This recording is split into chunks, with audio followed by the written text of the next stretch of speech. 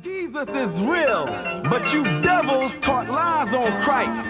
So many lies that when we come with the truth, people think that the lies is the truth and that the truth is the lie. Who changed the truth for God into a lie? In English, Jesus Christ, in Hebrew, is Yahweh Shai. So do or die. The immaculate conception is deception, along with the myth of giving gifts on December 25th. Christmas is Satan's clause, the birth of Nimrod, and not the son of God. To you was kinda odd. On the Passover, Christ was born in the spring. So now we bring the truth about the King of Kings. That's Black Jesus and not Caesar Borgias. And the facts can't be changed. It's all about the Most High. It's all about Yahweh Shai. It's all about the Most High. It's all about Yahweh Shai. It's all about the Most High. It's all about Yahweh Shai. It's all about the Most High. It's all about Yahweh Shai. It's all about the Most High.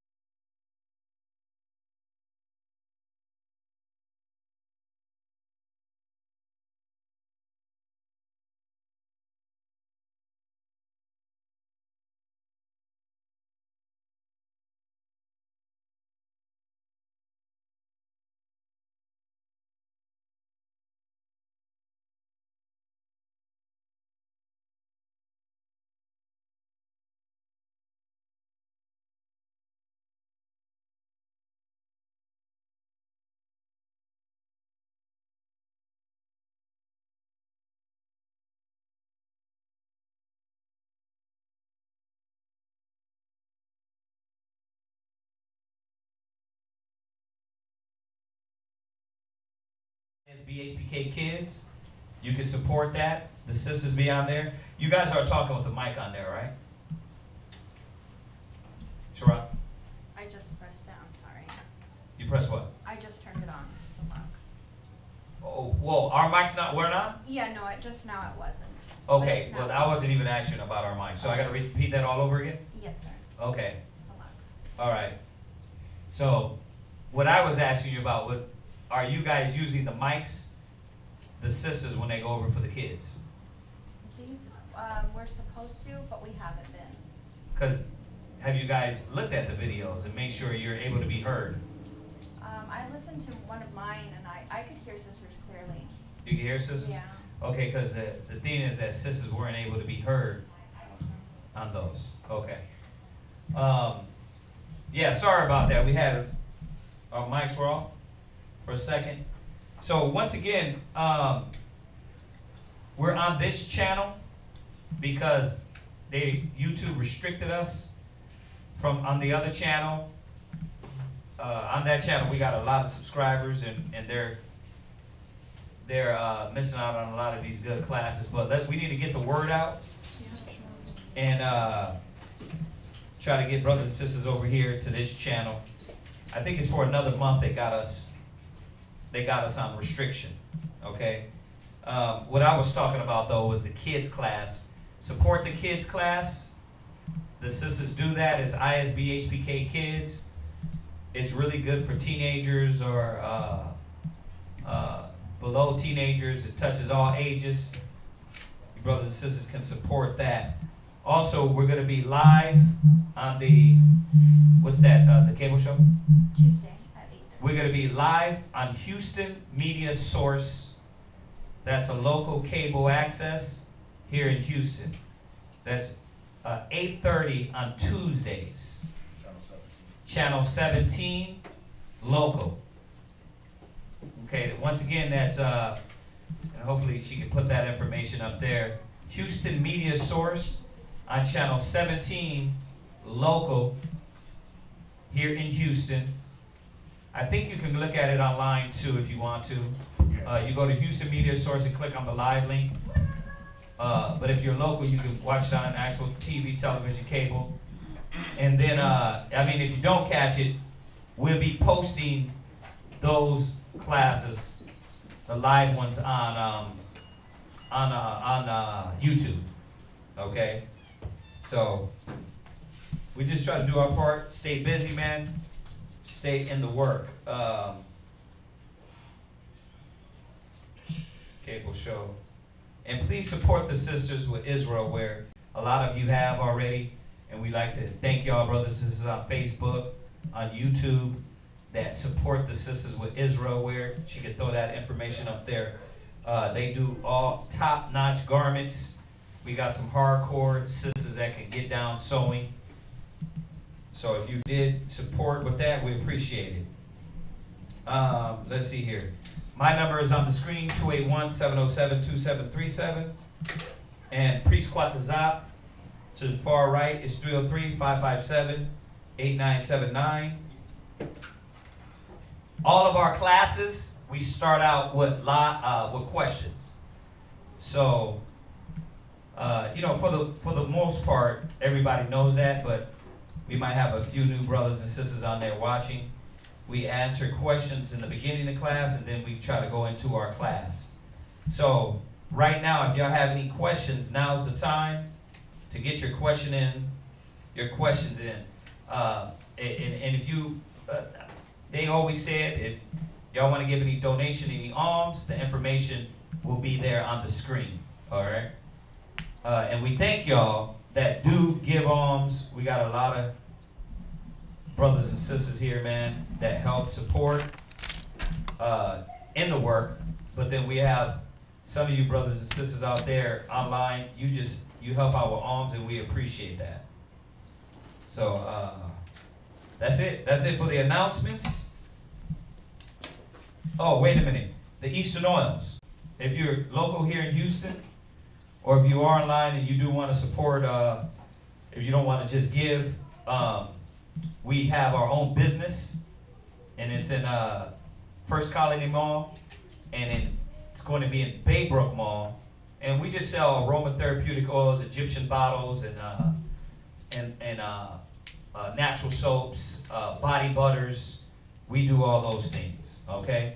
So I'm going to say it again. If y'all have any questions, for you brothers and sisters that the brother Kindred put me in the text, if y'all have any questions, now's the time to ask questions.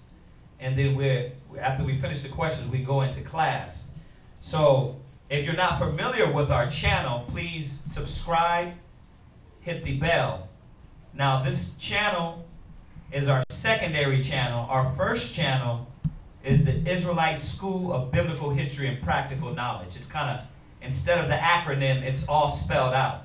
And that's where we got way more videos. We got a lot of our videos, our cable shows, our news show. We got all that stuff on there. So I know I've been rapping to y'all, you brothers and sisters. I think there's a few of y'all, the sister Kelly, the brother Tan, the sister Yolanda, the brother Kendrick. I've been rapping. I'm missing one of y'all names on here. But yeah, so we go through a lot of questions. A lot of your questions can be answered if you watch these classes in the beginning of these classes, because people ask a lot of times it's a lot of the same questions. You know, so, which is not bad, but when it gets repetitive, we have it on tape. We have it on tape. So, you can ask questions in the YouTube, or y'all can text me during class, all right? Let me see here. Also, we got the sister Bridget. She's been watching from Arizona. We got another sister from Arizona, too. I mean, there's a few people around here and there, man, that watch us from different states. Let me see. I'm trying to get the other sister's name in Arizona.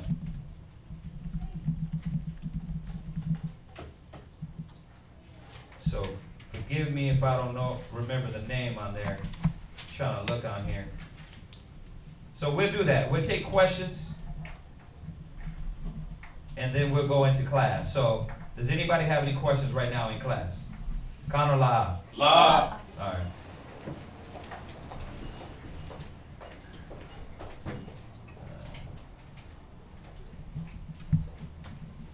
All right. Con means yes.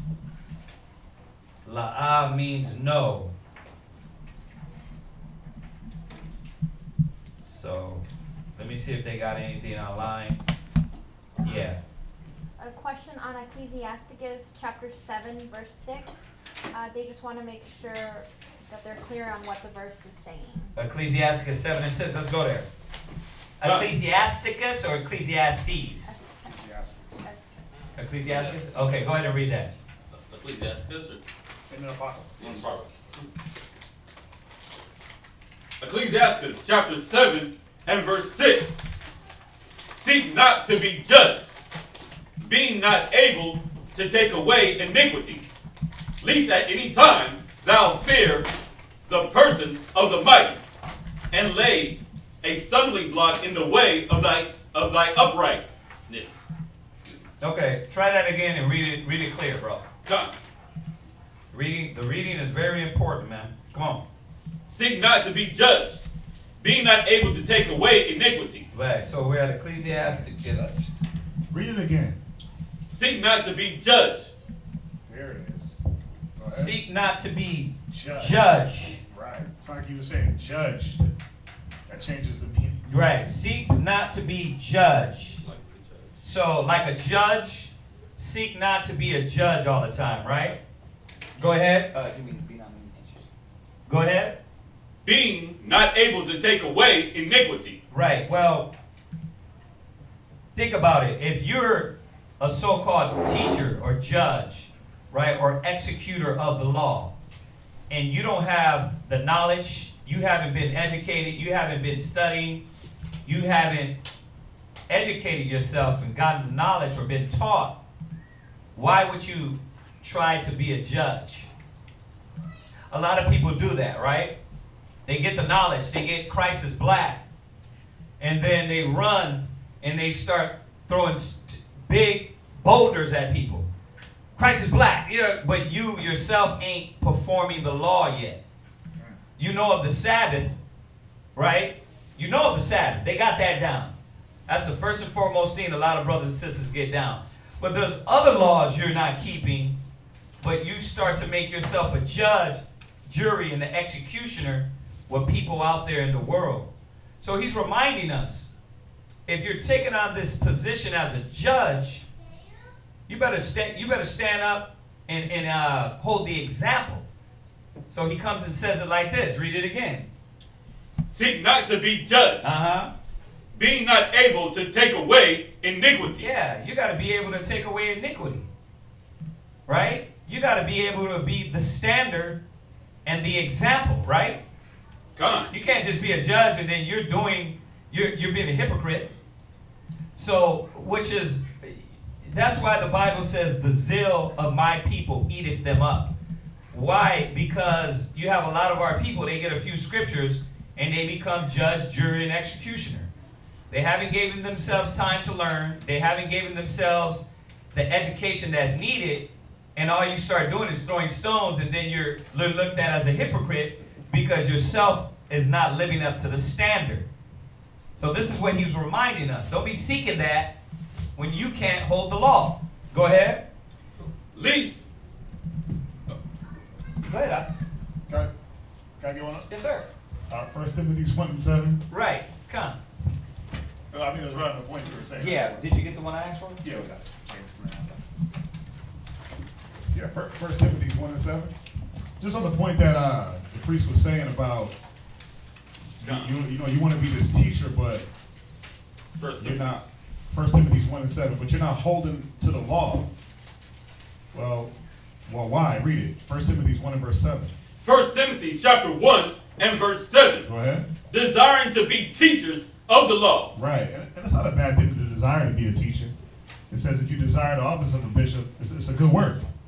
It's not a bad thing, but 1 Timothy 1:7.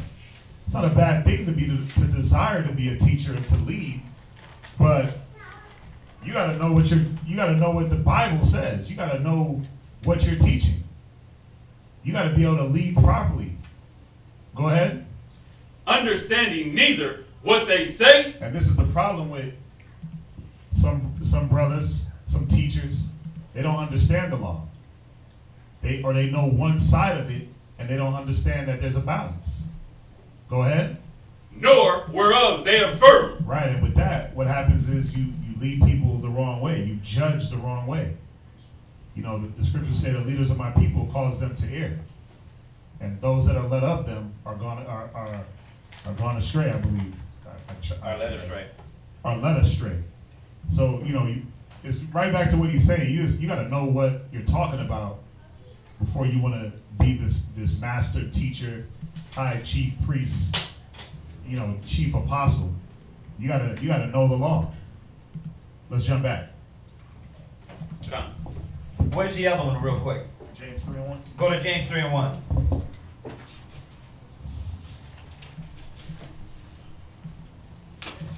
Yeah, me and the new brother Kendrick, that scripture the scripture that's been popping up a lot of times is Hebrews 5:12, showing that, right, when you ought to be teachers, you need someone teach you. And it's all good to have the zeal, but we don't want to be Romans 10:3, right? For I bear record that they have a zeal, but not according to knowledge, right? Yeah. So we have to be conscious and say, hey, you hear the examples we always use. If I don't know nothing about cars, I can't walk into a car technician shop and then start blotting out how hard I am because I know Jeremiah 14:2. I might know Jeremiah 14:2. I might know the Bible, right? But I don't know nothing about changing that alternator. Right. Right? Changing the engine, a tire. Some of us don't even know how to change oil. Right? Or a tire. So I can't go in there and speak on things I don't know about. And we tend, as black people, to watch a 30-second YouTube video and then make ourselves scholars. And that's a problem. That's a problem because Jeremiah said it best. The zeal of my people eateth them up. Meaning that they go with the zeal, but it don't be according to knowledge. And it's destructive more than helpful. It's destructive more than helpful. So this is a good question, whoever asks about Ecclesiastes 7:6. It's a very good question. Very good scripture. Go ahead.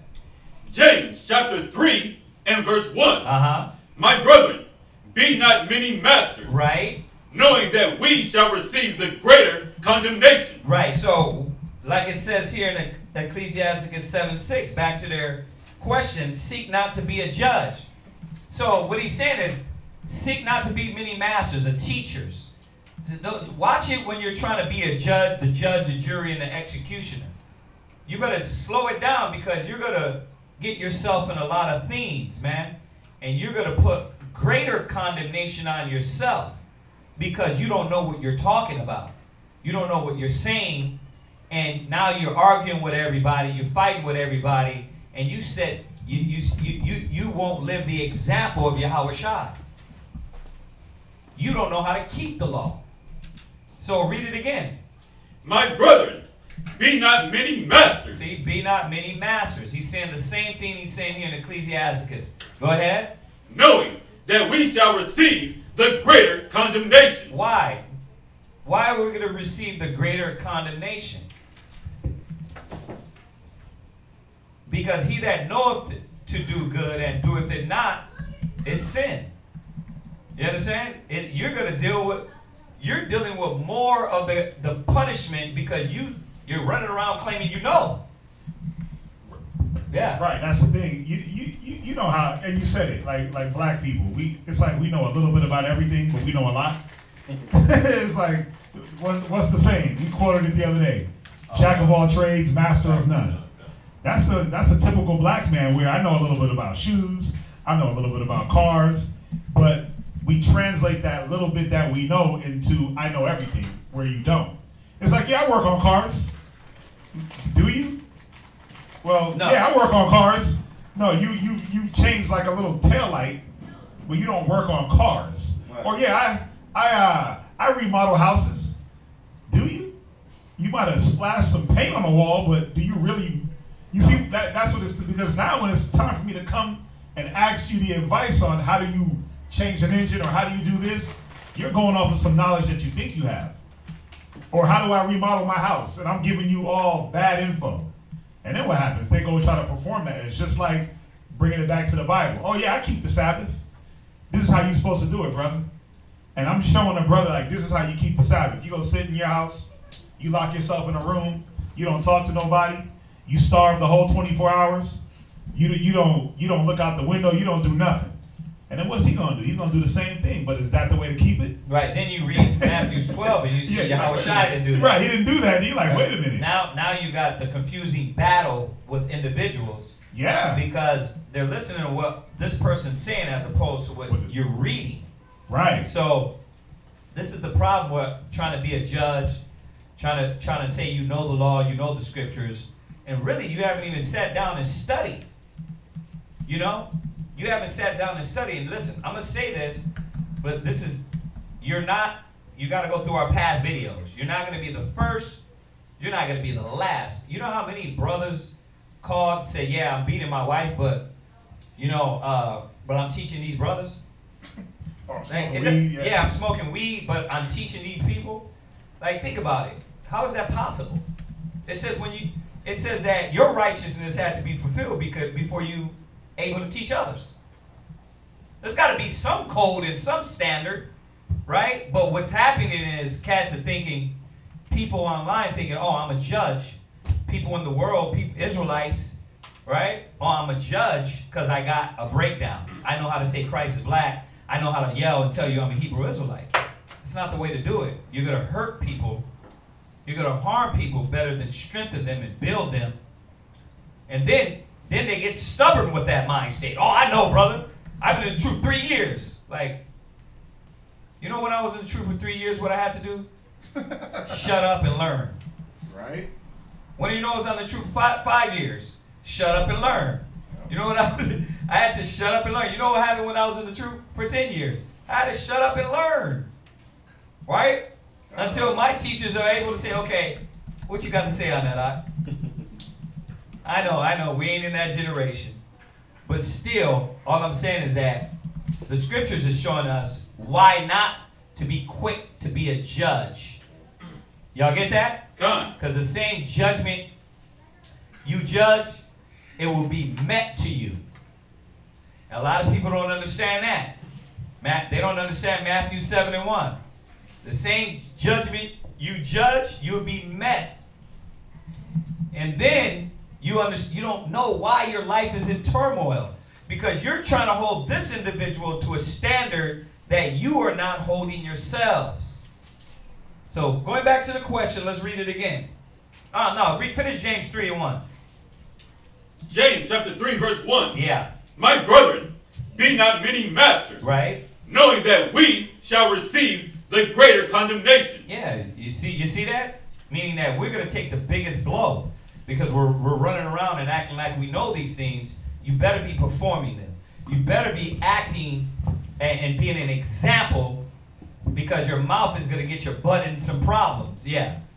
Yeah, what you're saying is like Romans 2:1? Uh-huh.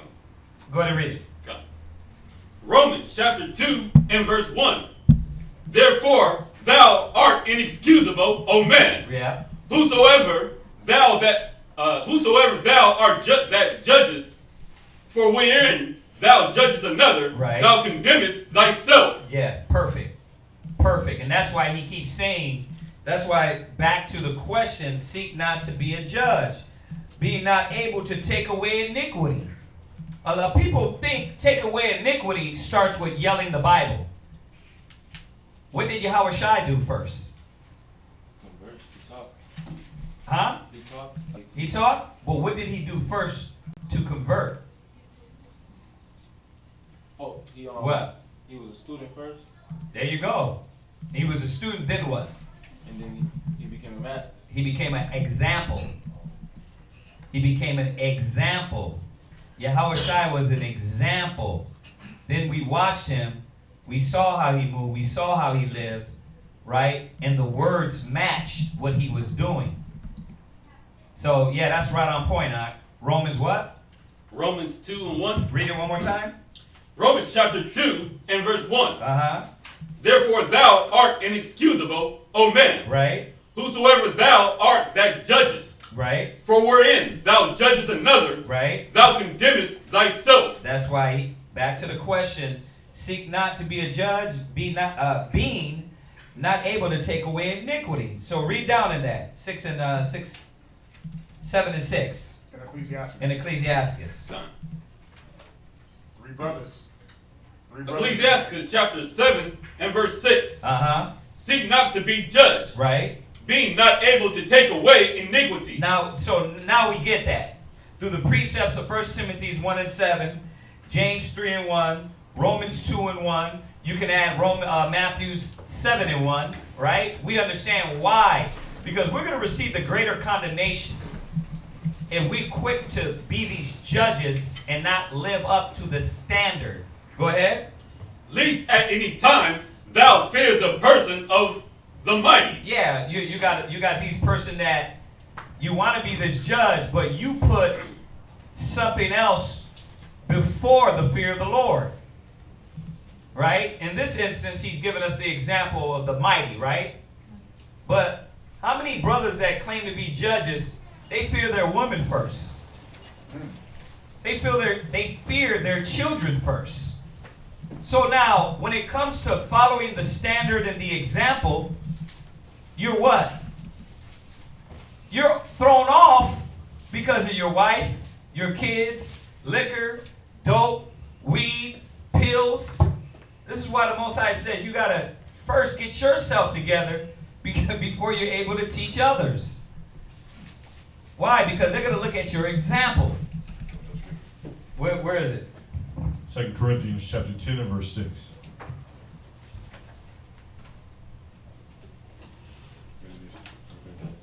Yeah. Yep. Mm-hmm. Go ahead. And having in a readiness to revenge all disobedience. No, right. Say where you're at. 2 Corinthians chapter 10 verse 6. Go ahead. And having in readiness to revenge all disobedience. Right. And having a readiness to revenge all disobedience. So let's go back. Let's think about the precept, the question. Seek not to be a judge, being not able to take away iniquity. It says, least at any time thou fear the person of the mighty. Now, I'm going to read on. It says, and lay a stumbling block in the way of uprightness. Of thy uprightness. Why? Read. 2 Corinthians chapter 10 verse 6. And having in a readiness to revenge all disobedience. Right. When your obedience is fulfilled. When your obedience is fulfilled. So, this is why he's saying, watch out, you judges, because you got to live the standard. Really, in essence, that's what he's saying. That's what the Bible teaches us. Don't be a hypocrite, right? Walking like you're talking. Right, walking like you're talking, exactly. So, and I'll read that last part again in Ecclesiastes 7 and 6. It says, and lay a stumbling stone in the way of thy uprightness. right? Why thy uprightness? Because you're supposed to be correct. You're supposed to be on point. You're saying one thing, but letting these worldly things deter you from doing what the Most High wants. So you're not only laying a stumbling stone for other people, you're laying it for your uprightness. And you're going to be looked at as a what? Hypocrite. Right? Con? Con. Okay, so that's it on that question. We got another one?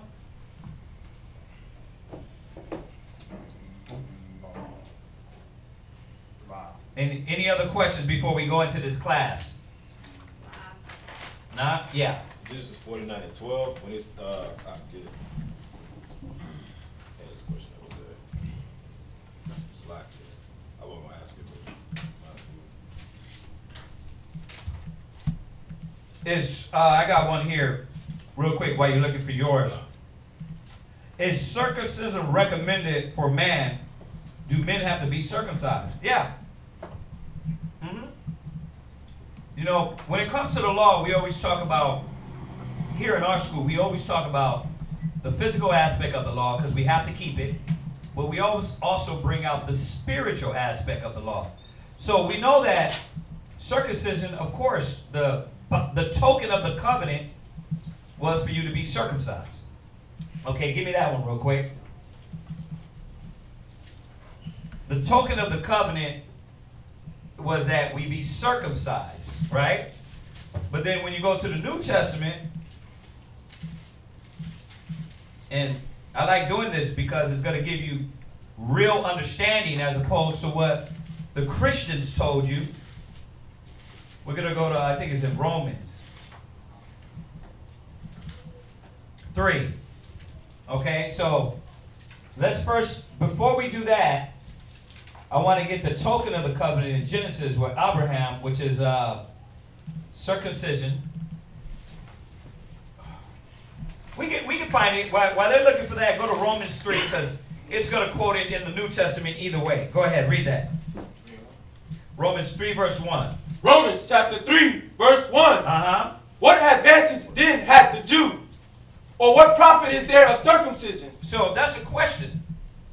Because Paul was really good at giving the understanding of the spiritual aspect of the law while yet keeping the law. And that's where a lot of confusion came in with Paul, is that they were thinking that Paul was saying you don't have to keep it. But Paul was so bad, man, he would be able to give you both sides and give you the full understanding of the knowledge of the Most High. So he's coming here. Go ahead, what you going to say? You're like giving a broad perspective. Right, he's giving you a broad perspective, but he's giving you that rounded perspective from the old to the new. Oh, he's bringing it all together. He's bringing it all together. See, a lot of people, you got some people that just speak from the aspect of the Old Testament, but not what Yahushua said. Christ said he come through the volume of the book. So now we got the old and the new to give the full understanding about the law. For instance, like the Passover, right? We keep the Passover. But now when we keep it with the understanding, knowing that the Passover was not about a lamb, but it was about who? So, see, now you got the Old Testament, we keeping the law, but we're keeping it with understanding. You see that? God. Okay, so, yeah. Oh, no, I don't know. Oh, okay. Go ahead, read that. Read that Romans 3, verse 1. Romans chapter 3 verse 1. Uh-huh. What advantage then hath the Jew? Right. Or what profit is there of circumcision? Read. Much every way. So, yeah, we do have to keep circumcision. Because that's the benefit. That's the token of the covenant. And the benefit of it is you showing the Most High that you are under this bond and covenant. So we keep that. Go ahead. Chiefly because that unto them were committed the oracles of God. Right. So the oracles of the Most High was committed unto us. So of course we have to keep the law. Of course we have to be circumcised. I know it's harder for when some of you old cats. We got a brother in here, Laka Rob. He just got his done a few years back, and he's 20 something. It gets harder when you're older, but you got to keep it. You got to do it. But now I want you to jump up to 2 and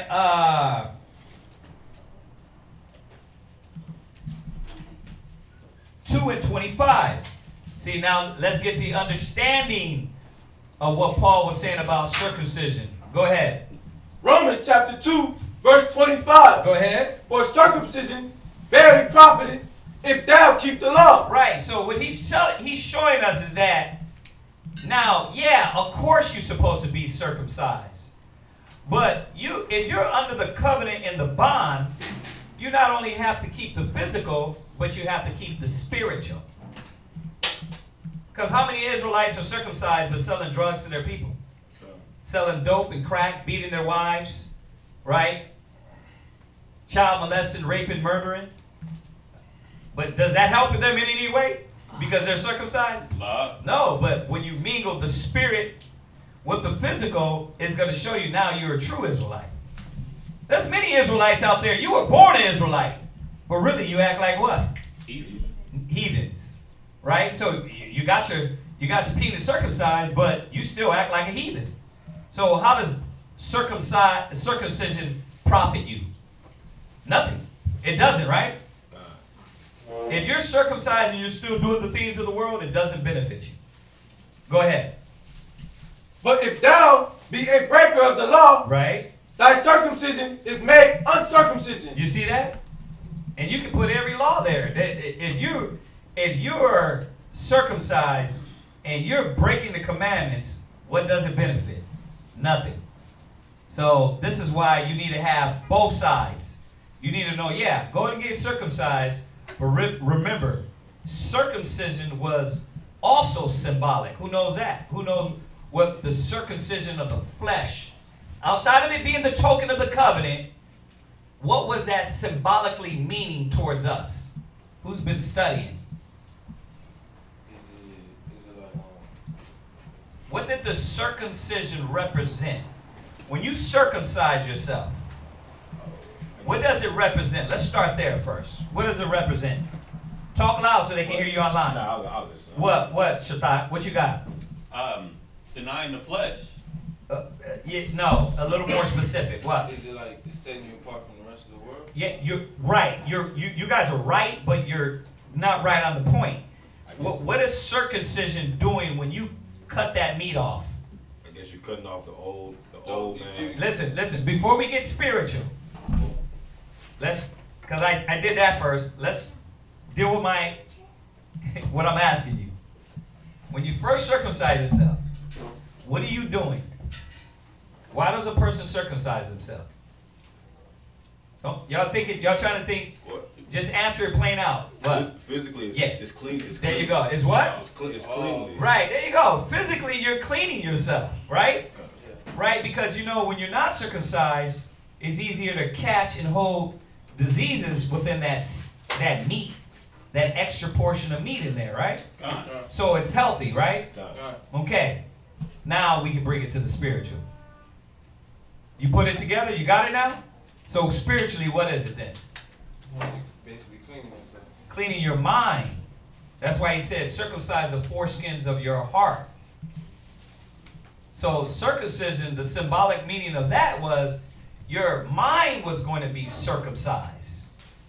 You see that? So Paul is telling us both things. If you are circumcised in the flesh and you act like a heathen, and your mind is not circumcised, then it don't help you. You see that? So yeah, you got to be circumcised, but you also got to circumcise the foreskins of your mind. Go ahead. Read down. Yeah, read down. Romans chapter 2, verse 26. Therefore, if the uncircumcision keep the righteousness of the law, shall not his uncircumcision be counted for circumcision? Right, go ahead. And shall not uncircumcision, which is by nature, if it be fulfilled, the law judge thee? Right. Who by the right. That's fine. I don't want to get into all that because we're going to get into the law. We're going to start having to get into the law and breaking all that stuff down. But where are we at in Genesis? Genesis 17, verse 9. Genesis 17 and verse 9. Yes. Speaking to the mic. Genesis chapter 7. Your teacher. Genesis chapter 17, verse 9. And Yahweh said unto Abraham, Thou shalt keep my covenant, therefore thou and thy seed after thee, right, in their generations. 10. This is my covenant, which he shall keep between me and you, and thy seed after thee. Every man child among you shall be circumcised. Right. And ye shall circumcise the flesh of your foreskin, and it shall be a token of the covenant betwixt me and you. Right. So you see how I did that? I went to the New Testament to give us the full understanding of why this was in the Old Testament. So now we have the full understanding. Not only just, oh yeah, I'm circumcised and I'm righteous. I'm a Hebrew because I'm circumcised, but you still act like a nigga. No. You got to have both. Y'all get that? Okay, so hopefully that helps out the brother Kendrick with that with those scriptures. What else we got?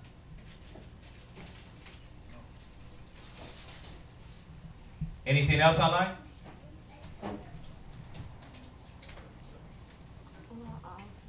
Nothing else? Okay, we'll give him a few seconds before we go into class. Oh, you had Genesis. God, I ain't know. I mean, it's not that important. No, what is it? Genesis what? It's 49. 12 is the second precept, where it says, His eyes shall be red with wine, and his teeth white with milk.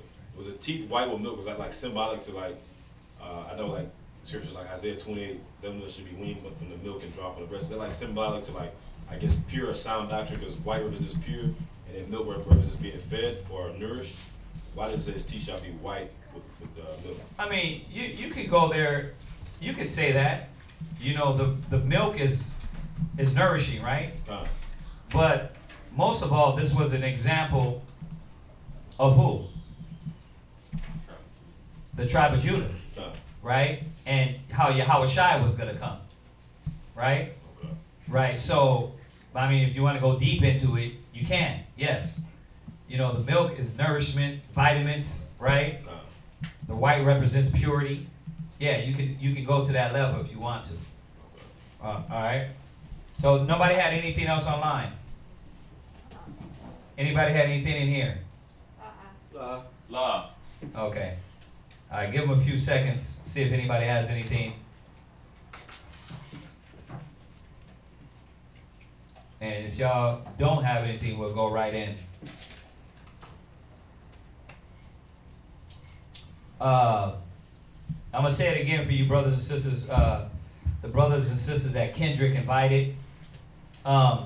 We do this every class, so y'all can get your questions, a lot of your questions answered lively. A lot of the old classes we got on this channel and our other channel, some of the classes we don't even finish, we don't even go into class. They're literally all questions. So if you want to get really skillful, just, you know, get an understanding in a lot of different things, you can go through those old videos and you see that some of the classes we don't even get a chance to do what we want. It just goes into 4 or 5 different questions. So just letting y'all know that is there for y'all, okay? A lot of people don't know that. You know, you see the title of the class and you think, oh, class is going to start. I sent them the 3 heaven one, but class didn't start till an hour and what, 40 minutes later? Yeah. Because it was nothing but questions. So just keep that in mind, man, because there's a lot of things that, information that's on these classes that's just besides, is besides the regular class itself. All right, so did anybody have any questions? Con, Exodus chapter 29 and verse 17. Can you explain? Exodus 29 and 17. Con.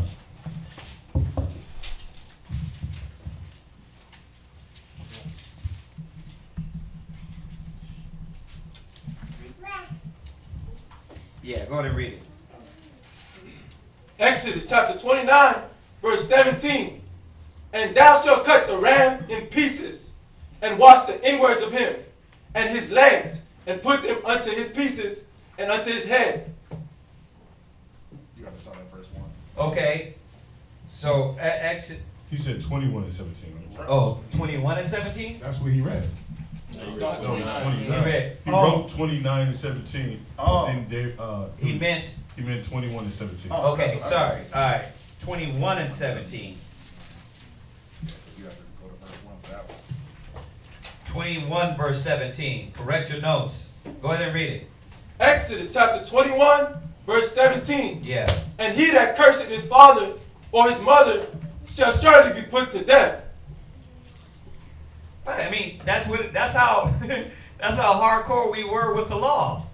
You know, if you curse your parents, man, you would be brought out and put to death. Now we know that that's the part of the law that we don't keep. Like when it says a homosexual should be brought out and stoned. No Israelite is getting stones and killing homosexuals. Why? Because I mean, the wicked laws of this kingdom, you do that, you going to jail. Right, but really, why don't you? Because then you were at death too for stuff you did. It says. Okay, why else? Why don't we stone a kid that is curses parents? Because Christ died for us. There you go. Christ died for us on the cross to give us a mercy and grace. Grace and repentance. Right? So the reason why the death of the law has been taken away is why? Say it again. Come on. Need that mercy and grace period? Because we have Christ that gave us mercy and grace. Right? Get that scripture real quick. So, yeah, go ahead. So when it says cursing, like, is it talking about like in the scriptures, like where you actually like say like the prophet Elisha put a curse on the children, like a curse in that aspect? Yeah. Okay, because like I felt when I read this, like, you thought it was a bad word. Initially, when I was like, I mean, I did that to my mom one time. She pissed me off so bad, like I felt bad about it for years. Like, damn, like. But then it was like, then I read and it was like, well, you know. Go ahead, keep talking. Nah, that's basically it. I figured it was talking about actually, you know, you wishing evil on them in the name of the Most High. Yeah, you wishing evil on them. That's the curse. The curses in the Bible were literal curses. I hope Yahweh kill them. I hate them. You know, destroy them.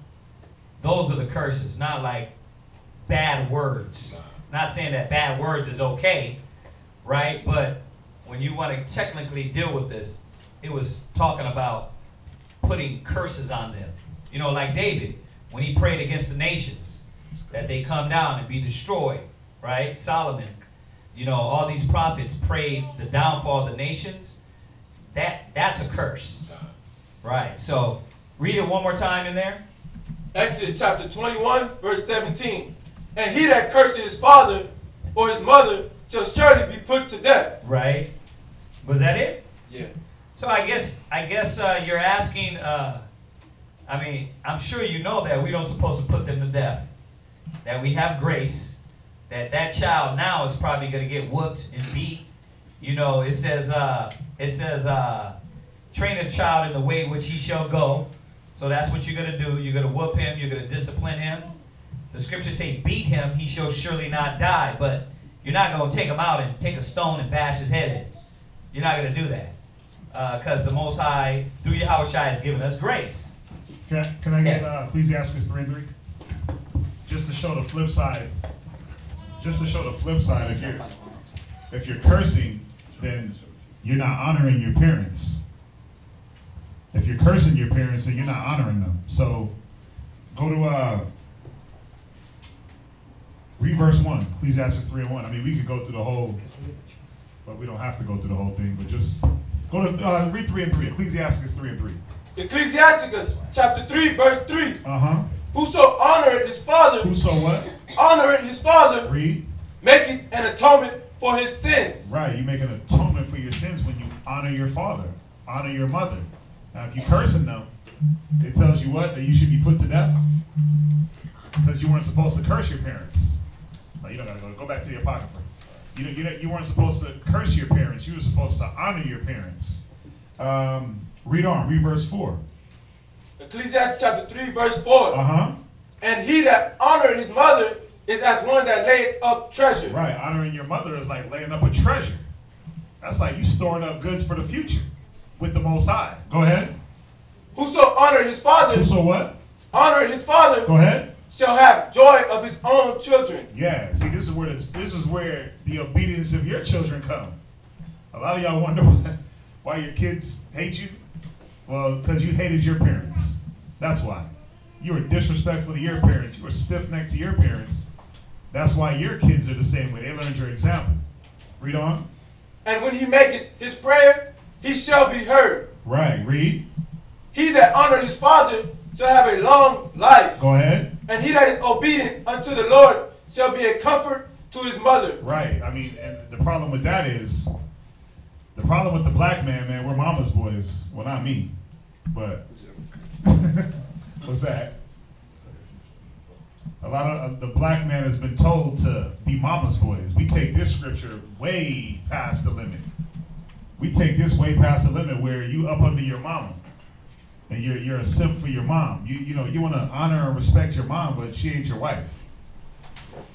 You don't want to curse your mother or your father either. Read on. He that feareth the Lord will honor his father. He'll curse him? He will honor his father. Go ahead. And will do service unto his parents. Go ahead. As to his masters. You see that? He'll do service to his parents. Like they were his masters. So you're going to be there for your parents' need. You know, they get old. Think about it.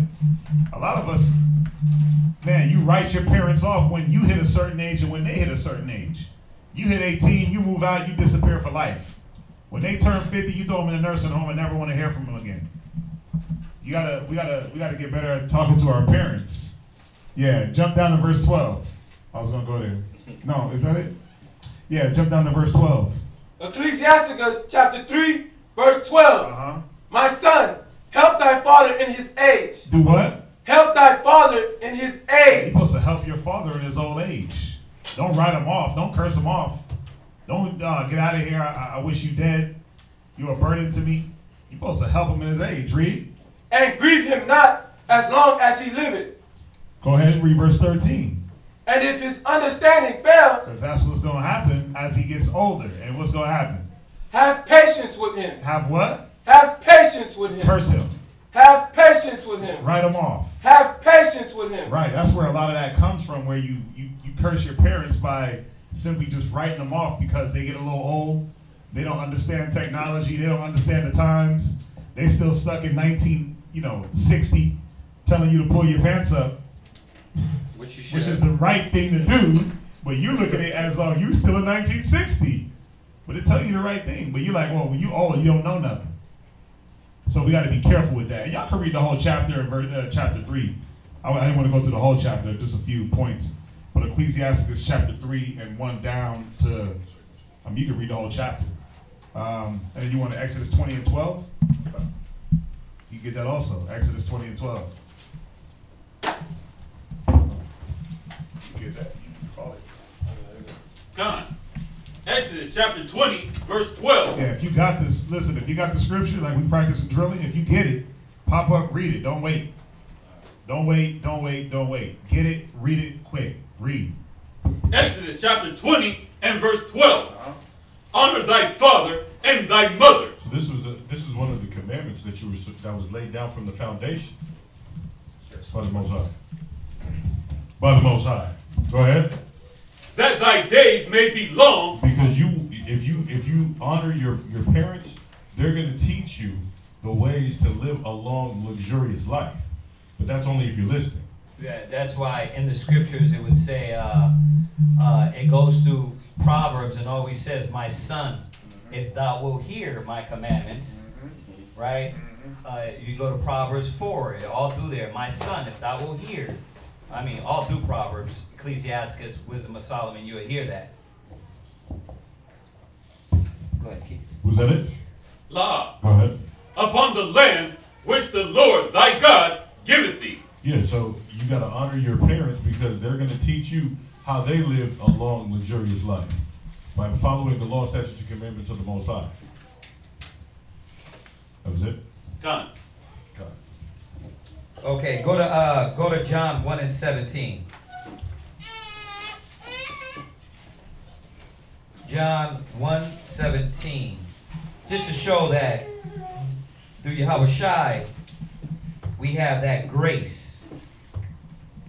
Read that. John chapter 1, verse 17. For the law was given by Moses, but grace and truth came by Hamashiach Yahushua. Right, so grace and truth comes by Hamashiach Yahushua. So Yahushua delivered us from the punishment of the law, so which is death. You know, now you got rebellious kids running around, and in the end, they're going to be judged. You know, we talked about this a few classes back about rebellious children.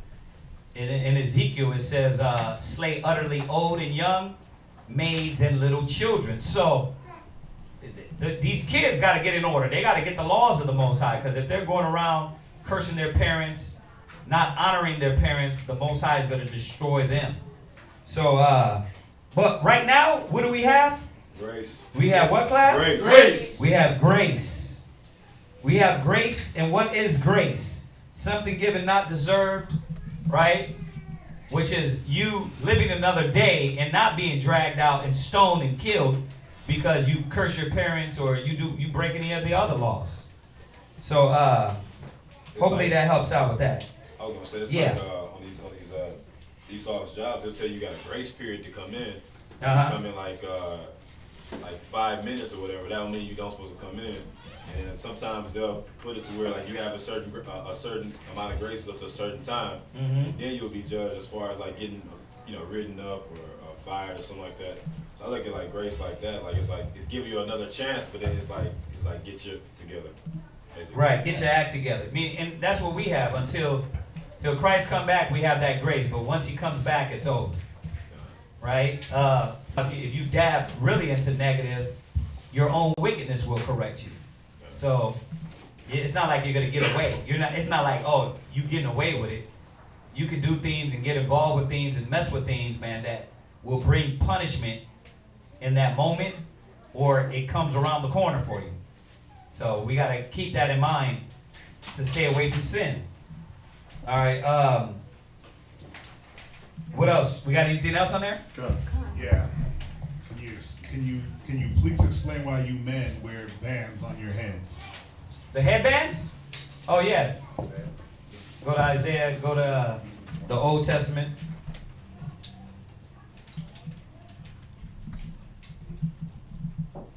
This is a custom. You see, with the Israelites, a lot of these customs, we wore headbands. You see us with our fringes. We wore fringes. Listen, the Bible said we wore hoods. The Bible said you wore earrings. The Bible says you can wear nose rings. It don't say nothing about nipple rings and, butt piercings and Prince Alberts. Prince Alberts and he knows them all. Isaiah 3:20. Jacob Ladder. I don't know what that is. But every time he says that, you're like, I don't know what that is. Yeah, this just don't sound right. Go ahead. Prince Albert sound right? Isaiah. None of it. Go ahead. Isaiah chapter 3, verse 20. So we're in Isaiah 3, verse 20. Go ahead. The bonnets and the ornaments of the legs and the headbands and the tablets. Right. So hold on. Slow it down. Let's read it one more time. This, when you go, let's read Isaiah 3 and he says, I will take away from you. 18. Read 18. Isaiah chapter 3, verse 18. In that day, the Lord will take away the bravery of their tinkling ornaments. Their tinkling ornaments. Their tinkling. So, hold on one second. So in that day, He's going to take away the bravery. Now you see that as he reads down, he's telling us what things we start to be brave in. Not only the men, but the women. They start to be brave in their dress, how they look, right? That's how you got America now, right? You're brave in how much gold or jewels or how much your shoes cost, or how much gold, fake hair you got, right? No, bundles. Bundles. How many bundles you got? You can't say fake hair. Oh, bundles. Oh, okay, my bad. Yeah, bundles. I'm what they call lame, so, right, so all these things, the Most High said you got brave in them. And what were those things? Go ahead. Isaiah chapter 3, verse. Where we? 18. Isaiah chapter 3, verse 18. Uh-huh. In that day, the Lord will take away the bravery of their tinkling ornaments. Right, and a lot of these is what women wear too. We know men. Well, we wore bells as priests on the bottom of our robes. So, like I said, this is what you're reading is just not just women. It's women and men. But it was a form for a woman. It was a form for a man. The way he wore certain things. Go ahead. About their feet and their calls. Right. And their round tires like the moon. Yeah, those big earrings that they're bringing them back out now. Those earrings. Door knockers. The door knockers. Door knockers. Yeah, the women wear. The Most High says he's taking that away. He's going to take away the things you have pride in. Go ahead. The chains. The what? The chains. You see that? But men wear chains and women wear chains. Okay, so we can't get it misconstrued. Some things are for women, some things are for men. Okay, the men and women wear chains. Children wear chains. Go ahead. And the bracelets. And the what? And the bracelets. Men and women wear bracelets. Right? I got my little bracelet on, right? You wear your you brothers wear bracelets and women wear bracelets, Some right? brothers wear 8 at a time. Right. Some brothers wear the OG over gold, or OFG over fake gold, right? Yeah. Go ahead. Middle of the mall. And the mufflers. And the mufflers. The mufflers were what? It was the face covers, if I remember. They cover their face with them. Double check that. But I remember when we went over this, the mufflers represented the face covers. You know how the Muslims, they wear the hijab? Yeah, they wear the head cover, but then they cover their face too. The ninja mask? Yeah, like a ninja mask. It will cover their face. He said he's going to take away all these things that were beautifying you or supposed to show your humility. We started to lift them up above the Most High. So, is it okay to wear these things? Yeah, but not to put them before the Most High. You know, it's okay for a woman to wear earrings, a brother to wear a chain, but if your whole life is about gold and money and clothes and cars, there's a problem. That's your God and not the one true God. What you got, Swashna? The mufflers are covered for the face. Yeah, the cover for the face. All right, go ahead. The bonnets and the ornaments of the legs. Right. And the headbands. And the what? And the headbands. Because you have women headbands and you have men headbands. So you can wear things on your head as a man as long as your top wasn't covered. I had this guy scream at me at street speaking, probably a Christian dude. He was like, "Hey, you guys are teaching good, but go tell him to take his cover off." I was saying, brother, his head is not covered. It's just around his forehead. So as long as your top No, go ahead. As long as your top head is not covered, you can wear it, because you weren't supposed to cover the crown of your head, because when you pray and prophesy, you weren't supposed to cover the crown of your head. Yeah. I got a funny one for you. So on one of the YouTube comments, it was one of the classes, it was like Fahawam. It was like 3 brothers that had froze. Like Fahawam and 2 other brothers. And on the comments, he was like, "Yeah, tell them to take their hats off. They can't teach with their heads covered." Like that's their hair. They couldn't tell. It was hilarious. They were like, "Yeah, they can't." He said the teaching is good, but they can't teach with their head covered. We're like, "Yeah, those are afros, bro." Right. That's a joke. I'm trying to grow mine in there. God. Get my Native American style fro going. Yeah. Yeah, my pops used the scripture about Paul, like saying that a man is supposed to have long hair. About like just people like me having braids or something like that, or afro. Right. Like, where can you give them understanding like that? That's not. Let's finish this real quick, because that's gonna make us jump into another one right there. Go ahead. Right. So you get it. Headbands. Go ahead. And the tablets. Right. And you got these big tablets, the chains. We have the what was it? Ephod. The ephod in the middle, right? That's all Israelites, black man style, man. That's why they still wearing 75 chains and gold and all these things and gold dust, gold teeth. There's nothing wrong with that. All fake, but yeah. Yeah, yeah. Go ahead. And the earrings. And the earrings, go ahead. The rings. Right? The rings, we wore rings, go ahead. And nose jewels. And we had nose jewels. Those are lawful. Go ahead. The changeable suits of apparel. Then it goes on. But just to answer your question, what we have on is headbands. And these headbands was our custom. We wore these things. Okay? We got anything else on that? On the headbands? Any other scriptures on that? I thought there was another one. When you go into the priest garment, that was like. That goes into the specific garments. Garment, but not the head ramps. Not a headband. Okay. All right. And what were you saying about the long hair? Yeah, my pops used to use like the. He still does really. Scripture where Paul says it's a shame unto a man to have long hair. Right. To try to like say like you shouldn't have braids or you know what I'm saying like this and that. When you show them scriptures on locks. Yeah. I mean that's the way you have to. You got to show them that our custom is we did wear locks. When it says a man hair wasn't supposed to be like a woman, because that's exactly it. I don't supposed to have effeminate looking hair. Oh. You know, where I gotta, they're doing it perfectly nowadays to show you the difference between a man having locks and a dude with a flat, long piece of hair, bang. Young Jock? Like a bang sitting over like the girls do. Like, you don't supposed to have that, bro. It was like somebody's auntie. You know, so. Yeah.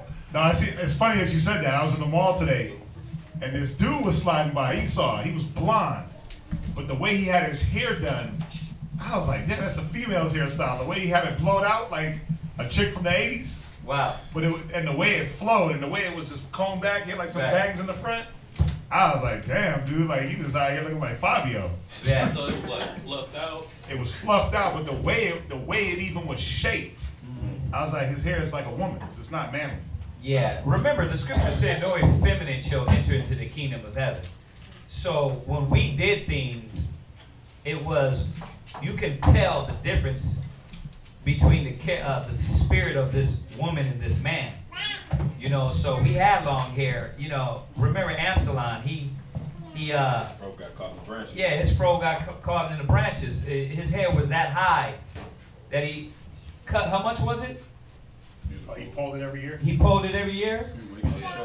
Yeah, it was a few weights of shekel. So he had to have a lot of fro to get his hair cut like that. Then Samson had locks, right? Even when you read in the scriptures in Solomon, he says thy locks. So these cats was walking around with long hair. They just wasn't walking around with, you know, locks with a bang coming down front. Imagine a guy with dreadlocks with a bang coming down. Oh, they got those. Yeah, I mean, Sodom is showing you how not to wear your hair. You know, so, yeah. All right. Anything else? Is there a scripture that speaks on a father's love and care for his daughter? Oh, yeah. No, wait, just real quick. See the picture she got up there now, right there? That's a dude. Damn. Like Serena Williams with a weave. Wow, that's a dude. So. You gotta get the young jock one. Yeah, you gotta get the young jock. He look like somebody's aunt. Yeah, put young jock with a dress on. He's up there, man. He look like somebody's aunt. Yeah. So let's go to the next question real quick. Go ahead. Is there a scripture that speaks on a father's love and care for his daughter? There is. Ecclesiasticus. There's Ecclesiasticus 25, 42 and 9. Oh, you already got it. Pretty sharp. And brain working today. Ecclesiasticus chapter 42 and verse 9. The father waketh for his daughter when no man knoweth, and the care for her taketh away sleep. No. Start at 8, Ecclesiasticus chapter 42 and verse 8. Be not ashamed to inform the unwise and foolish, right, and the extreme age that contendeth with those that are young. Right, because you got old fools and you got young fools, right? You got a lot of brothers that nowadays got gray hair, but all they did their whole life was sell dope, drugs, pimp, right? and they became old, stubborn black and Hispanic men, right? And now you got to inform them, right? So there's a lot of young brothers, man, that's going to be informing the old man and the young man. Go ahead.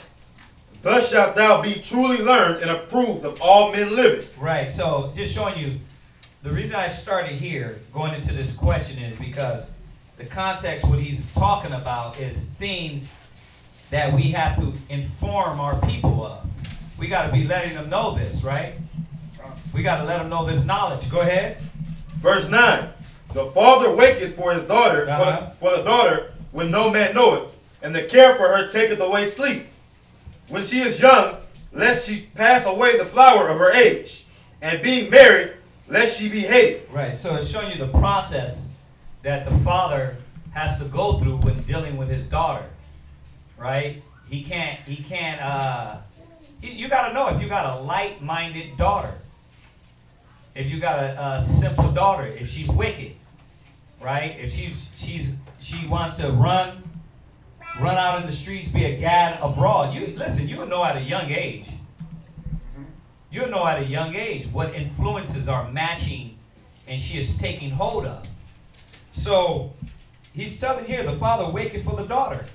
You know, he's double checking that room, making sure she what? She ain't sneak out. She ain't sneak out the window with Sancho Man. Or she ain't got Sancho Man in the room. Right?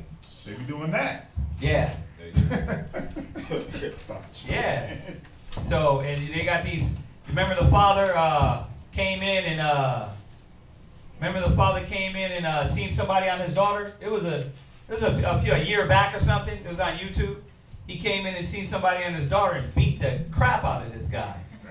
Right? And then little Webby, he walked in his room and his sons were on a girl. So you gotta think about it. Little Webby, the rapper. Well, that's what he promotes. So. Yeah, that's what he promotes. They promote this madness. And then when his sons are doing it, what do you think? Or when daughters are getting ran through like that, we gotta really wake up to reality of what's being promoted in this music. So this is the process, either whether good or bad, you're still supposed to be looking out for your daughter. Go ahead. In her virginity, lest she should be defiled, and gotten with child in her father. And when no man knoweth, that's where you're at. And when no man knoweth, right? And the care for her taketh away sleep. Right, and that's what happens. It happens with all your kids, but you got to watch out for your daughters, man, because especially now these days, they're taking away discipline and correction for that's needed for the daughters. Then some parents don't know how to apply the balance for their daughters, for their sons. Go ahead. When she is young, lest she pass away the flower of her age. So you got to watch over. The scriptures say, "Watch over an impudent eye." So you gotta watch over an impudent eye also. Go ahead. And being married, lest she be hated. Right. So if you don't keep an eye on her, she's gonna do things and run out there and be with a man, and then end up pregnant at 16. So you gotta keep an eye on them. You know, even though the white man tries to tell you you can't discipline your kids, you got to find solutions and ways to discipline your children, right? Not beating them to blood come out of them, but you might have to put the beat down on them. I had to put the beat down the other day. You know what I mean? Why? Because you giving me a double look, and my daughter figures because she's as tall as me, she's going to get away with it. I'm like, nah, you ain't. She's almost as tall as me. She had to get that belt. But I ain't beating her to her sides. She has whelps and blood coming out of her. I'm whipping her to discipline her and show her, listen, no, you gotta come correct. All that stuff you learned in school is gonna get you back in the house and get you humbled. So you have to discipline your kids, man. Don't worry about what the white man's saying, but don't be beast. Remember, the scriptures say don't be a lion in your house. Don't be a beast, man. Don't beat them with a, you know how we used to get whooped with extension cords back in the days? You go get a switch off the, don't do that. Don't do that. Yeah. I don't say, I got whipped with a weightlifting belt. Yeah, me too. Dang. You know the one Dad that was you hardcore, a weightlifting belt. That was mom. That was mom, what? Yeah, that was mom. Dad used his hand. He was real heavy, hard-handed. Damn, weightlifting belt. That's what? But I think it's in every man's nature to really care for his daughter like that. Because I see, even though I don't have any kids, I see people I grew up with, now they have kids. It was big hormongers and stuff, but they're very overprotective of their daughters. I couldn't imagine raising. You think so? You think these guys with spandex, they walking in front of their daughter where their spandex is riding up their anus at 16? You think they care for their daughters? Well, not with the knowledge. Not with the knowledge. Huh? No, I said they don't have the knowledge. Right, the ones with the knowledge, of course. Of course, yeah, but I couldn't imagine like raising a daughter in this society going to public school because I remember the things that were going on in middle school. Yeah. Like the way these kids act, like instead of the way what kids were doing around me, like I know a story about a girl that got beat. It's like that now, and it's worse now. Man. So you gotta train up a child in the way which he shall go, and then at the same time, it gotta be the right amount of balance, because they're taught to hate discipline in schools. They're taught to hate the things that is gonna lead them in righteousness. So it's gotta be real. It's gotta be a balance of communicating, of winning, of love. And also showing them, it's not out of anger. Don't never beat your kids out of like your past work day and you want to take it out on them. Don't do that. Discipline them in the spirit. Okay? Go ahead. Verse 10. Verse 10. Uh-huh. In her virginity, lest she should be defiled. Go ahead. And gotten with child in her father's house. Right. And have her husband and having a husband, lest she misbehave herself, and when she is married, lest she should be barren. So it's showing you that if the father doesn't do his job, it's a snowball effect of stupidity that will happen with your daughter, right? He ain't watching her, and then she go run out and get married. Then now this type of daughter is not going to be a good wife. You see? So it starts at home. It starts with the father. The ones that they kick out of the house. The ones that they say they don't need. The black man, the Hispanic man. Those right there, it starts with them. Right? And all you mothers that are, well, you're too hard on her. Like, and this is me saying this in balance, not in a psychopath husband. He come home, drink a beer, and then beat his daughter with a bat. I'm not talking about that. I'm talking about people with wisdom and understanding that knows that, okay, I barely hit her. Like my kids, they barely get the belt.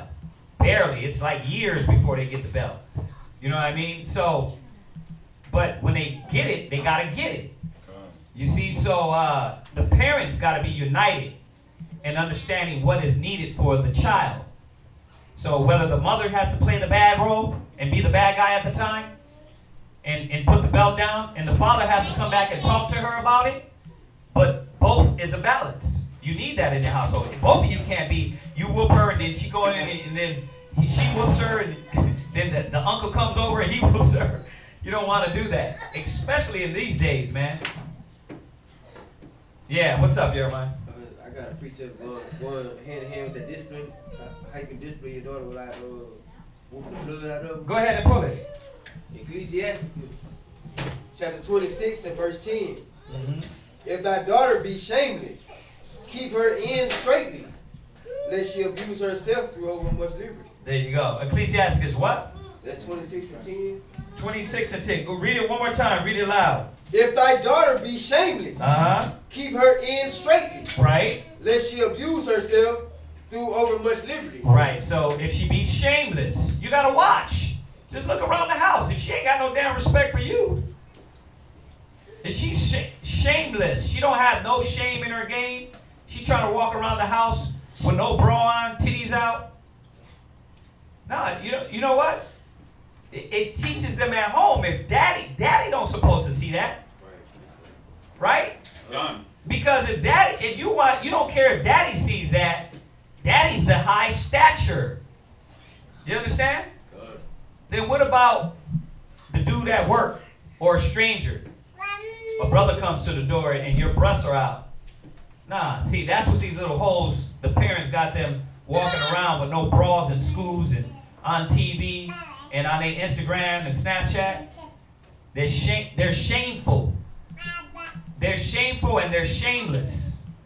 So we gotta teach. You gotta be able to look at your daughter and say, is she shameless or just naive or rebellious or stiff-necked?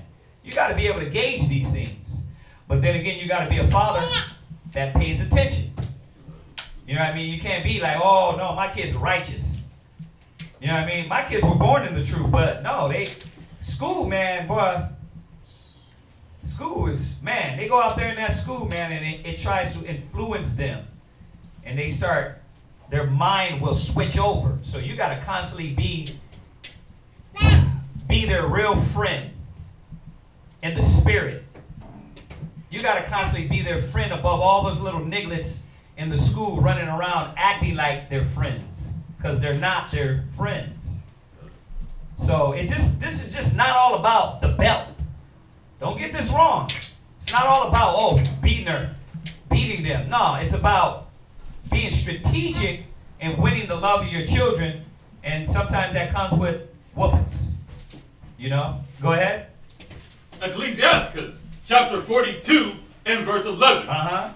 Keep a sure watch over a shameless daughter. There you go. I jumped ahead. Keep a sure watch over a shameless daughter. You can watch her and see if she's shameless. Listen to how she talk. She ain't got no respect. She trying to challenge you. She ain't got no shame. You try to tell her to clean the house. They ain't doing nothing but eating up everything, playing video games, and then when you tell them to clean, they they doing the breath thing, the slow motion, like, really? Really? Like, yeah. You don't pay the bills, you better get to work. But you can see from that and gauge their shamelessness. If they ain't got no respect to say, damn, I am eating here, my mom pays all the bills, dad pays all the bills, they buy me clothes when I'm needed, iPads, iPhones, and they ain't got no respect for that, bro, that's shameless. Read it again. Keep a sure watch over a shameless daughter. Go ahead. Lest she make thee a laughing stock to thine enemies. Yeah, she'll go out there and become a stripper, right? You're like, damn, did she have the knowledge? Yeah, she did, but she betrayed it. See?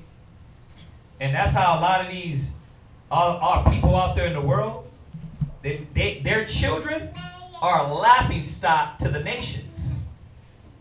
The nations look at us and look at what? They look at all the black women are now thoughts. That's it. That's it. You're known for your butt sticking out, your breasts, and your fake weave. That's how they honor us. That's how they respect us as a thought. So we got to show our children on why not to become these things. I'm going to say it, and I always say it when we talk about this topic. Yes, they're going to become a certain age, and they're going to have to bear the consequences by themselves. But until then, you got to lead them right. You got to show them the right thing. What you was going to say, Mark? Nah, even like just the older I get, like you can always tell, like just off of just talking to a woman, like for the first time on the phone. Yeah. You can always tell. You even tell people this. Like you can always tell who had a father in their life and who didn't. Yeah. Even if their father didn't have knowledge, it's like dudes too. You can tell when a dude had a father in his life. Yeah. And didn't, because it's like a very drastic. It's a drastic difference. You can tell. It's like they make it a point to show out when they ain't had that manly presence in their home. I've had a girl tell me that. She was like, I don't like what you be saying or whatever, but a lot of it's true. Yeah. She said that when one girl told me that basically she feel like that she makes a lot of dumb decisions with dudes because she had a daddy there. She told me that she had a love for her daddy. I was like, wow, that's deep. And that's why the children got to watch that mind state. But most of all, I'm going to say it again, you got to be strategic when you discipline them. Don't become their enemy. You know what I mean? You don't want to do that. Go ahead. And a byword in the city. Yeah, a byword, right? You know what the byword is, right? She's a hoe. Oh. She's a hoe. Go ahead. Oh. and a reproach among the people. Read. And make thee ashamed before the multitude. Right. So you got to keep that eye over her. You got to watch over your daughter and keep that eye. And if she be shameless, you might start to restrict her. That's what that Ecclesiasticus 26 was about. Restricting her to go out, restricting her to be on Snapchat and talk with random nobodies. You got to restrict these things, man. All right. Was that it? We can go into this class now? Nah, we got one more question. Shalom, shalom. Come on in, Ark. Shalom. Good, doing good. Good. We got one more question. Read that, Arya. You should take much offense to this. Read. What was it? Leviticus 19-27. It says, "Do not shave the sides of your head." Right. Why are those two brothers have their head shaven? This guy and this guy. Now, let's go to Leviticus 21:5 real quick. And why are we getting that? Because they're bald already. Well, you ain't gotta give it away. You give it away too fast. I'm sorry. But yeah, you kill my glory. He was steaming over here. I hate this question because people don't understand. Again, they don't understand the law. They don't listen to the words. So read that real quick. Leviticus chapter 21:5. Very important word here. Read. They shall not make baldness. You should not do what? Make baldness. Make baldness. Now, we didn't make ourselves bald. I didn't wake up and just shave the middle of the top of my head and leave the sides. I didn't trust me. He wants his hair back. I definitely want my hair. I want it to grow. I do everything. Now, it says you should not make baldness. Now, from there, because me and this brother are both bald. He don't grow nothing here. I don't grow nothing here. And baldness is considered on the, it's talking about the crown of the head. Right? Talk about the crown of the head. Go to Leviticus 13:40 real quick. You see this piece right here? Con. Because technically, if you want to look at it like this, we're wearing the headbands, right? Yeah. If this was our head, considered like just our head and the part that we covered, the headband would be breaking the law. Right. So the baldness is talking about here. Now, read Leviticus 13:40 for the brother. Leviticus chapter 13, verse 40. Come on. And the man whose hair is fallen off his head. Or the two guys whose hair has fallen off their head. Go ahead. Don't laugh at no bald man, y'all. Right? You end up with you don't want that. And the bears. Hey. Right? Go ahead. Read it again. And the man whose hair is fallen off his head. That's what happened to us. I'm almost 40 years old, so male pattern baldness. He's almost 25. Male pattern baldness. Go ahead. He is bald. He is what? He is bald. Right, so we're already bald. So you can't make any more baldness if you are already bald. Right. So the question is this, I guess. Do we walk around looking like George Jefferson? Or do we not at least even it out and look presentable? Yeah, you don't have to because you're already bald. You're already bald. It right. Technically. Right. If you want to be technical, the sides don't count as your head. As the head. Else right now our heads will be covered. Right. That's why when you look at the priests, they wore a montazampa, which is known as a turban. And this turban, if y'all all see the turban, it covers the sides, but it leaves the crown open. Because the crown, when he said you weren't supposed to, cover your head praying or prophesying, your crown had to be open. Why? Because that was covering your head. Remember, you know that little soft spot right there, top of your head when you're a baby? Right? It gets soft and then it gets hard, right? Over time. That's what the Most High didn't want to cover. They wanted that connection. This spiritual umbilical cord that is being connected. A man wasn't supposed to cover that. Yeah. Damn. So I used to have a fade. So taper fades are not unlawful. This is what I always think like getting the taper fade. Any African haircut is unlawful. Okay. So anything that the Africans did and the Egyptians did is unlawful. Right? That's it. But just going back to the question, these men, We're bald. they're bald We're already. We're not making the baldness this on purpose. Yeah, it's not like a lot of these rappers. What's his name? Rick Ross. You can see he got hair. But he was balding his head off. Yeah, but he was shaving his head off, and he was bald. Yeah. What's up? I just when you were saying that, made me think about the kings, like how their crowns, Right. They just sat on their head and the top was open. Is that's why that the king's crowns was made that way. Because. Right, because they will wear the crowns, and then their top will be open. Right. Hey, you good, Huh? Huh? You good? Yeah, I'm good. All right. Did you have any questions or nothing? Nah, not at all. Okay, brother. All right. Go ahead. Go ahead, You were saying? Yeah, that was it. Yeah, the crowns, that's why they were created that way, because it will cover the sides and then open the top. Y'all see that, right? Okay. So it wasn't unlawful. Okay. That's it. I thought we were stepped in. He came yesterday for drill. He thought we were like the Black Panthers or something. Oh, no. He saw us marching. He thought we were the Muslims. Oh, he thought it was real. He was like, yeah, I need y'all brothers. Listen to this. Right. All right. That's it. That's it on that. That's the last question? No one ever mentioned my baldness ever again. Hey, you're going to have to deal with it, man. Read. That's it. That's it? All right, let's go into tonight's class real quick. To tonight's topic. We're going to go into tonight's topic. We're talking about the fruit of works. So the way we're going to go into this is show that the Most High likened a man as a tree. He likened a woman as a tree. And us being likened as trees, we were supposed to bring forth fruits to the Most High. So, when you hear in Genesis, you hear the trees of the garden, right? That we weren't supposed to, we went amongst the trees. This is where it's going to give you a little understanding. We're not going into Genesis tonight, but this gives you a little understanding on Genesis about the trees of the garden and a man being likened like a tree. But also, something has to come from that tree, which is fruit. So, go ahead and let's go right into it. All right, let's start with Mark chapter 8 and verse 24. I thought you were talking, let's start with Mark. You said what? I thought you were saying let's start with Mark.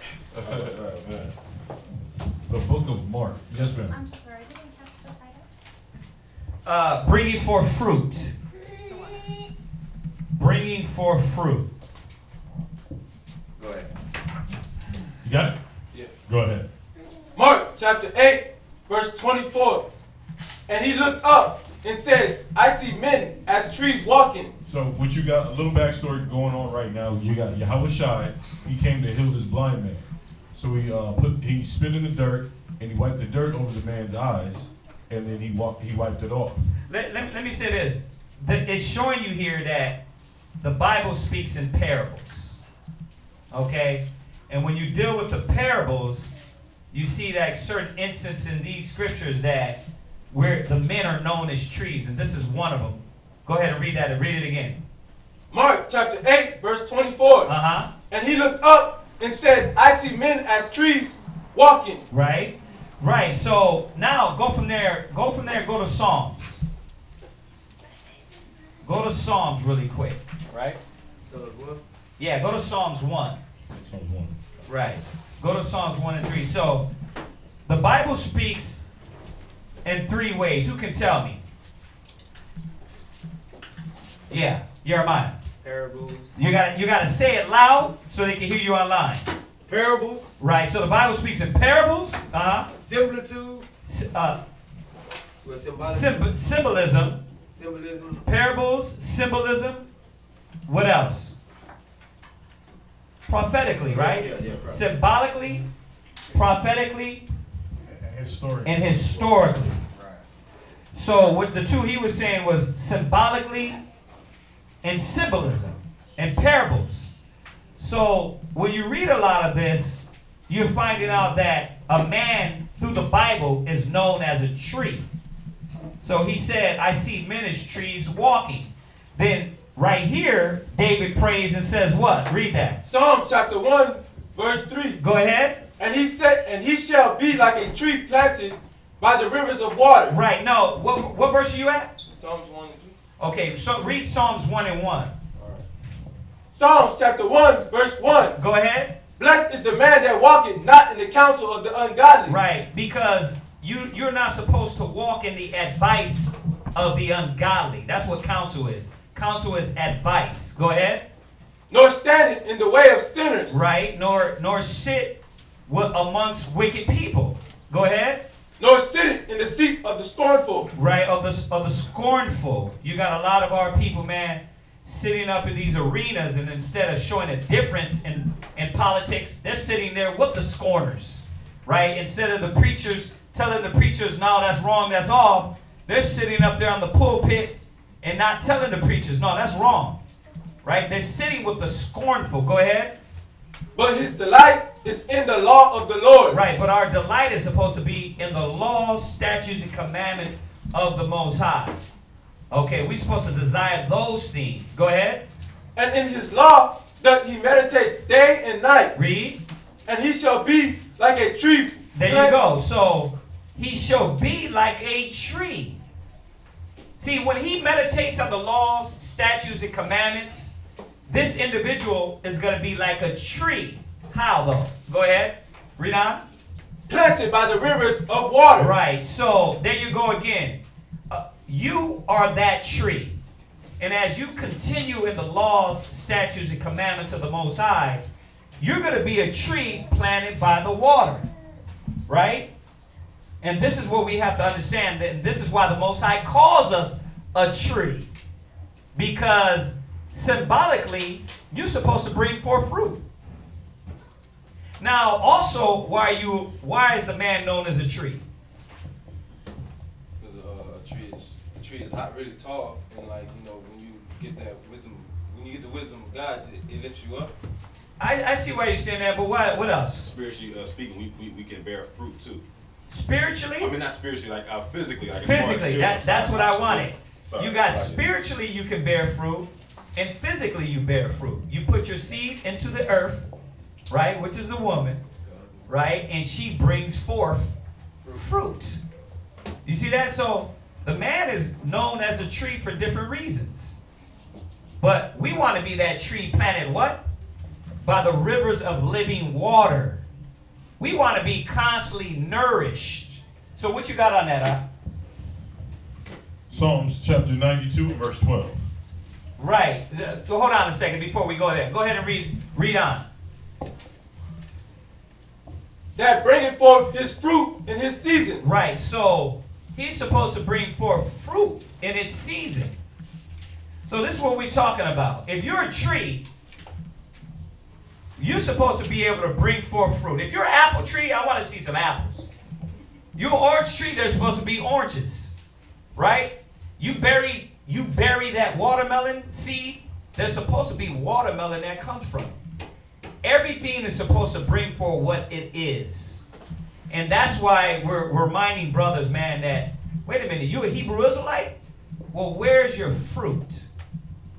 Right? We're gonna get, as we go on in these class, you got two sides of the fruit. You got the spiritual, which is the fruits of the spirit, things you're supposed to be bearing. And then you got the physical, where he said, I will make you fishers of men, and you will bring forth fruit in that way. So two sides, you bringing forth fruit. Go ahead. But yeah. It's actually, you got two sides to both parties. Okay. Good and evil. There you go. You got two sides. Right. And he's going to go through it in the class. Yeah. He's going to definitely go through it in the class, but we got to keep in mind, you got two sides. You got good and evil. You got good fruit. You got bad fruit. You got bad spiritual fruit. You got good spiritual fruit. Good carnal fruit. You got good carnal men, bad carnal men. So you got to keep in mind that there's two sides to the coin, and we're going to hit them. We're going to hit the sides. What scripture did you call? Psalms chapter 92 and verse 12. Go ahead. Psalms chapter 92 and verse 12. Go ahead. The righteous shall flourish like the palm tree. So how are we going to flourish like the palm tree? With our spiritual gifts?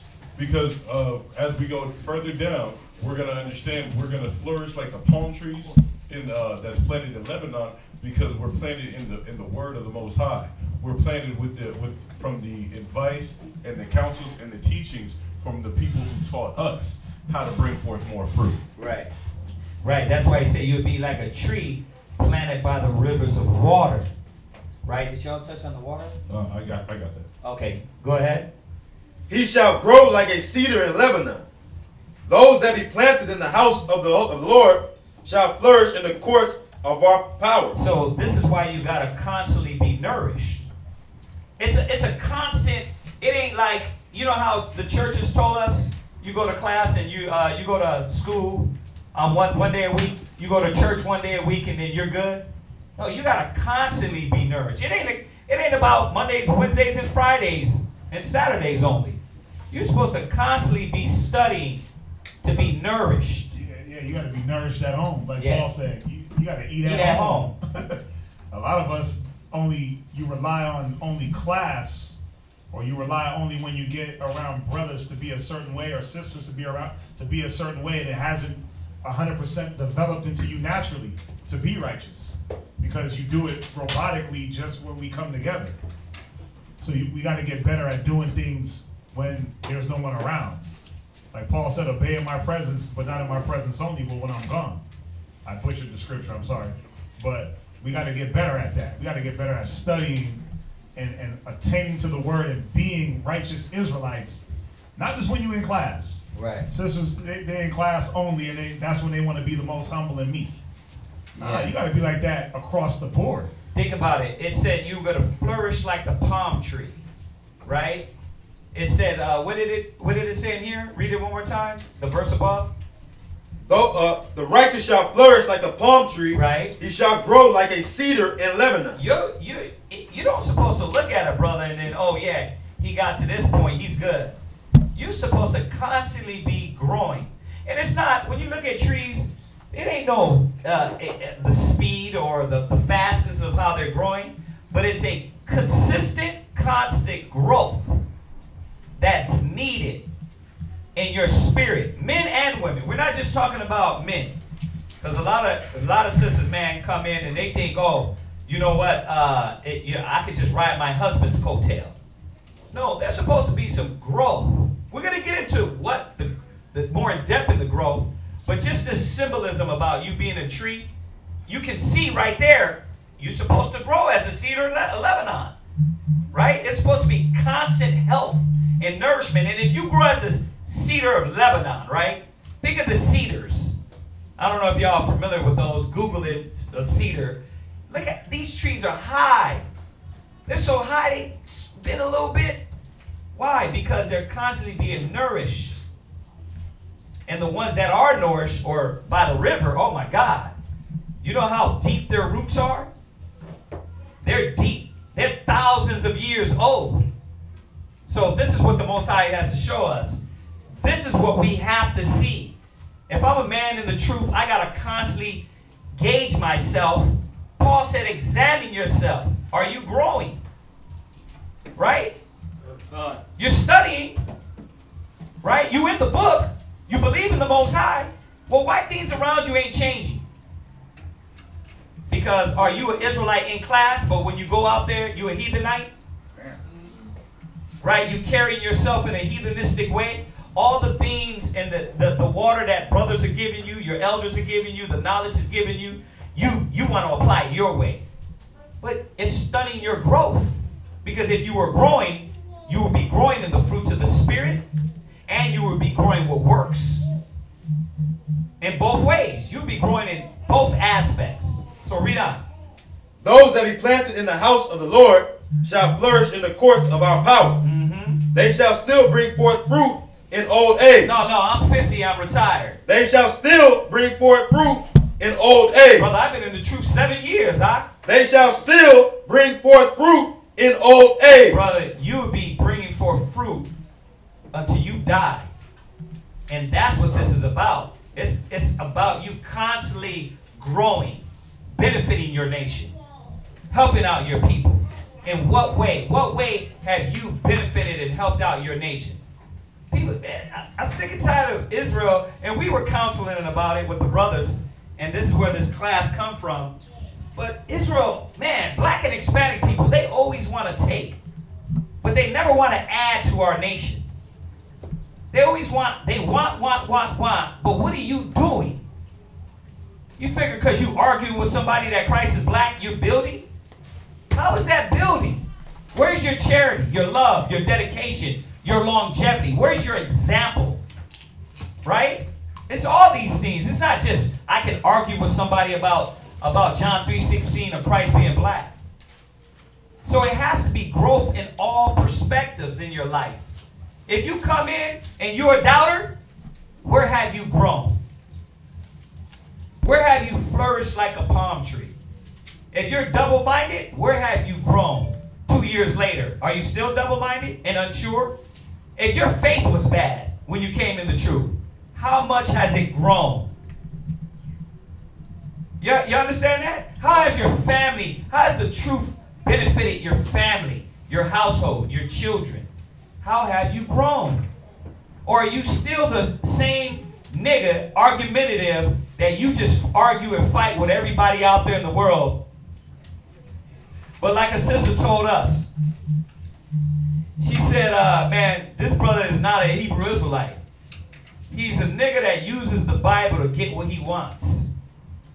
And unfortunately, that's what you got. You got a lot of our people doing that, only using the Bible to get what they want instead of following the example of a believer. But that's not our custom. Our custom is supposed to be the example of what we're talking about. Y'all get that? Go ahead. Read on. They shall be fat and flourishing. They shall be what? Fat and flourishing. Man, where are you fat at? Not like in Deuteronomy 32, you grown over with fatness and thickness and got lazy. Not like that, where you wax fat and kicked. But where have you grown over in fatness with your gifts? Right? What gift did you gain? You say you've been in the truth, right? Where's your gifts? Are you even thinking about your gifts? Or are you still thinking about, no, what way I can get a woman, some liquor, some pills, some way out? These are the things that got to be in your mind. How am I growing? How am I affecting people? Who did you affect positive today? Yesterday? The day before yesterday? Right? Where's the growth? Right? We talk about it all the time. One of the Hebrew Israelites' famous scriptures are iron sharpeneth iron. Right?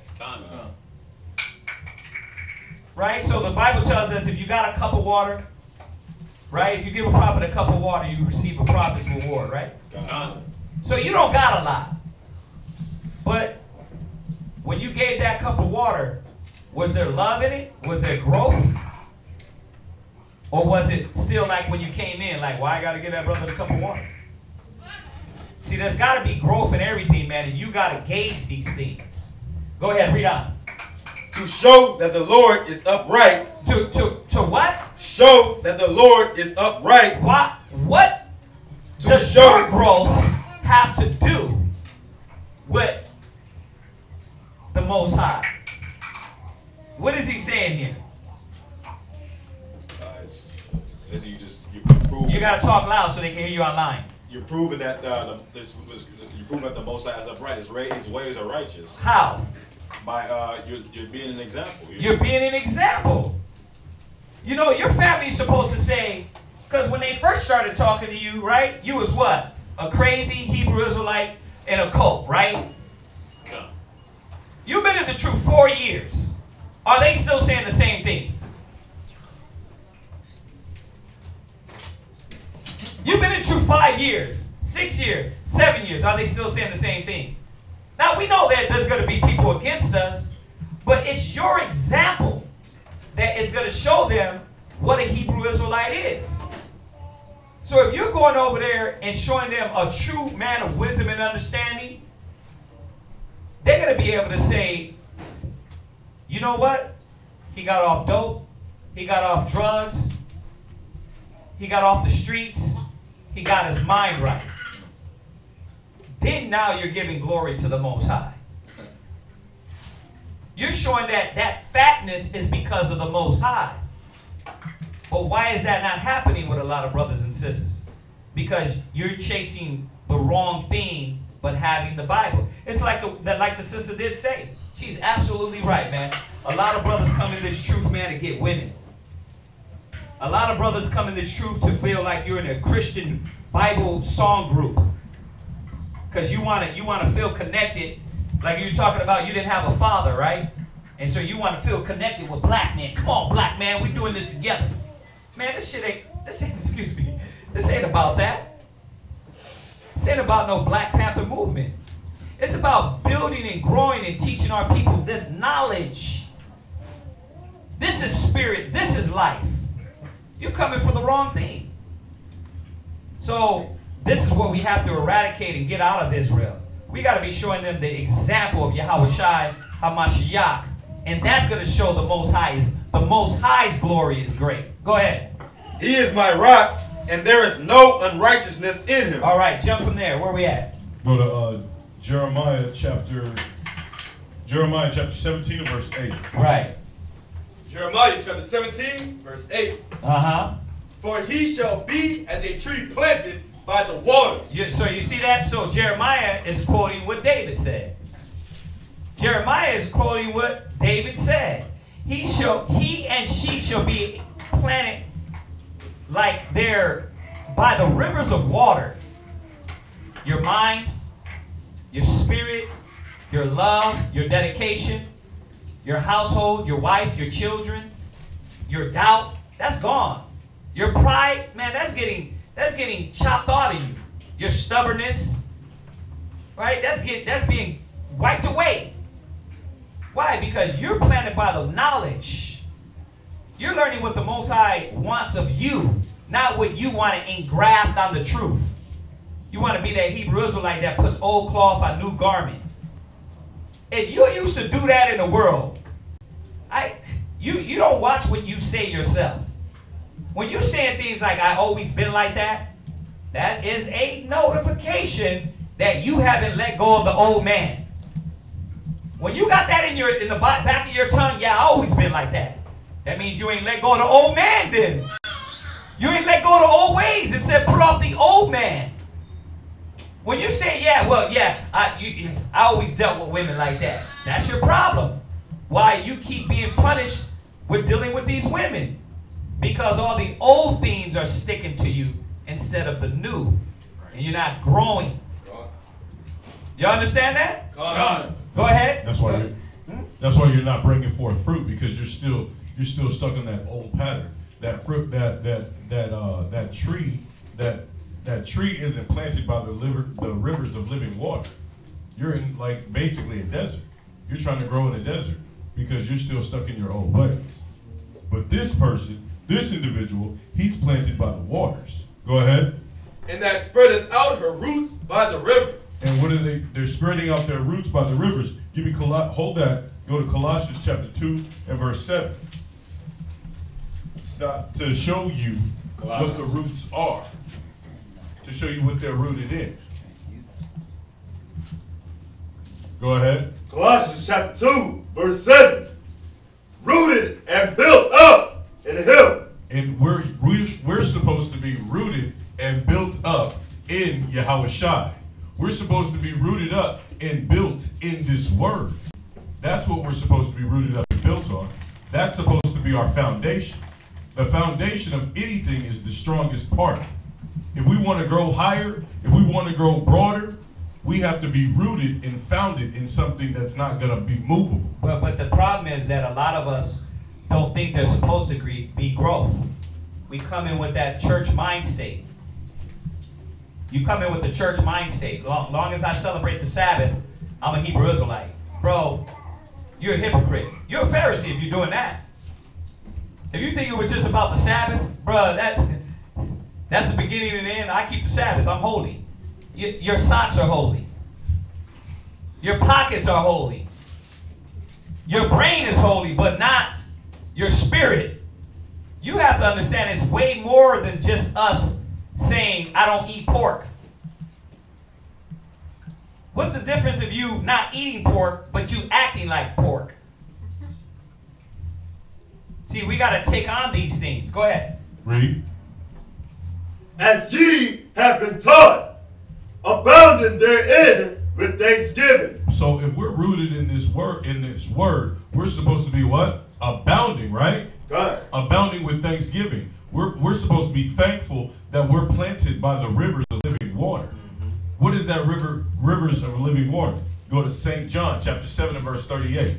And abound means to grow. So just going right back to the Psalms, going right back to the Proverbs 92. He said he should grow like a cedar in Lebanon. He should be fat and flourishing. That abounding, you're supposed to be always growing. I mean, yeah. Look at the palm trees. You ever see a palm tree really grow? And how those palms, they grow so long, where it gets to the point, you ever been to a palm tree where you can just pick a coconut without climbing it because of the way it grows? That's what we're supposed to be like. We're supposed to be like these palm trees, these cedars. You know, even if you look into the symbolism of the cedar wood and go into that has a whole nother thing. I'm not going to go there. But y'all got to look into what cedar trees do and why the Most High likened us to cedar. But go ahead. St. John chapter 7 verse 38. He that believeth on me, as the scriptures have said. So this water is the what? As the scriptures have said. This water is the scriptures. So we don't, how many in here just drink water once a day? Nobody, right? Do you drink water? You know what though? Some do. That's and that's why you're dehydrated. That's why when going to health, going to what Zion was saying about the health.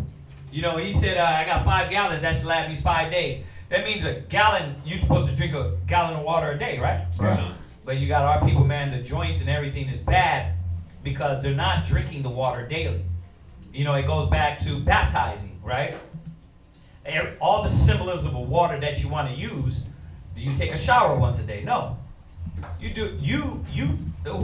You cannot study once a day. You got to be studying. Some brothers and sisters need to be like David. All day, every day, I muse on thee. I thought upon you. How do you know that? Examine yourself. Think about how chaotic you are in the mind. Think about how 1 minute you believe in the Holy Spirit, next minute you acting like niggas out in the world. So you need constant nourishment. You can't do like other brothers, grown-ups. You got to constantly nourish yourself and constantly drink. Why? Because you don't understand the bare essentials of the knowledge. And this is for whoever, whoever understands what I'm saying. They're logging off, right? You're going too hard. Nah. They're logging off. But you know what it is that they think it's church. They constantly think Hebrew Israelites is church. I can show up for Sabbath, but I can't be what Christ told us to be. So if they're logging off, it's because they're not really wanting to hear what is going to clean their spirit. So they don't want to hear that there's expectations, there's things that you have to do as an Israelite. Yeah. This is one of them. Right? Yes, sir. You're supposed to grow. You're supposed to grow, teach others, and bring forth fruit. Go ahead. And as far as, I like how you're talking about it, because the water, we're supposed to be drinking it daily. We read it every single time we go in street speak. Deuteronomy chapter 6 and verse, 6 and 4, right? It says we were supposed to be talking about this word when we walked by the streets, in our house, when we rose up for breakfast, when we were sitting, when we were walking in the streets, when we were at work, when we came back in the house and we were sitting at the dinner table. Hell, when we were laying in the bed, we were supposed to be talking about this word. Why? Because we were supposed to be getting and receiving the consistent nourishment that this word has to offer. Because a tree is supposed to bring forth its fruit, right? We're Hebrew Israelites, right? God. So we're supposed to be bringing forth more Hebrew Israelites. Yeah. You're supposed to be, remember what happened to that? Sharing the word. You know what I mean? And I know some of y'all do it. Other brothers don't. Other sisters don't. You know what I mean? There's some brothers that every time they get a hold of somebody, they sharing a flyer, sharing a good word, right? But some of y'all are like, nah, I'm only a Hebrew Israelite when I come to class. Otherwise, you know what I mean? I'm at work, I'm listening, watching everybody else, but I'm not doing the works of the Most High. Then you have nothing to glory in within yourself. So it's just, we're touching on a lot, but what we're trying to do is show you on all these different perspectives of where growth needs to happen. You know, you have to gauge yourself. The scriptures say, examine yourself whether you be in the faith. Yeah, what's that, Yerman? And then sometimes, like, you won't always see your fruit because, like, scripture, how you just keeps on because you don't know what's gonna come of it. Mm-hmm. Like some people be like trying to make people get it, or you know what I'm saying, stuff like that. We really just supposed to just keep planting. Yeah. Keep planting, keep planting. Good point. Some of your fruit you gonna see, some fruit you might never see. Mm-hmm. You know what I'm saying? Some Like fruit that, might come the carnal 3 fruit. years later. The carnal fruit, like teaching like, others. Teaching Yeah. others, like, Yeah, you're right. You're right. And but still it's in you. And what's growing in you is the desire and the care. Like, you see, some people, because they don't see it, like you give out flyers all the time and you talk to people who are at your work all the time, right? But you rarely see them come through. Now, you got to watch how you're laying your seed. 1. 2, you're right. All the time they won't get it. It has to hit them. It has to work on them. And then, next thing you know, they probably will go somewhere else. Because one planet, one water, the Most High give the increase. But what is growing in you? The desire and the will to. How many brothers and sisters, they come in the truth, they zealous, they right, they hear when you ought to be teachers, you need someone teach you, and it's like, well, I just ain't gonna do nothing then. Instead of the fire building them to learn, to push forward, to keep sharing the word, it's quenching them.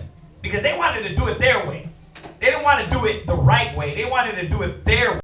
And because their way wasn't in there, then, you know what, you quench my spirit. I don't want to do it now. No, you're supposed to be fighting more and more, growing more and more in your desire, in your zeal, in your love to do this work. I know it's a check. I know it's a check for a lot of brothers and sisters that have been here, and you have to look at yourself. But what did Christ say?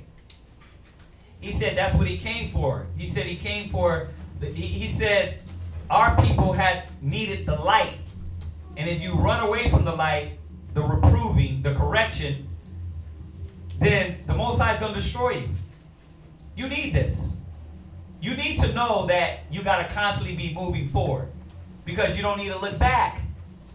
You don't need to look back, yeah.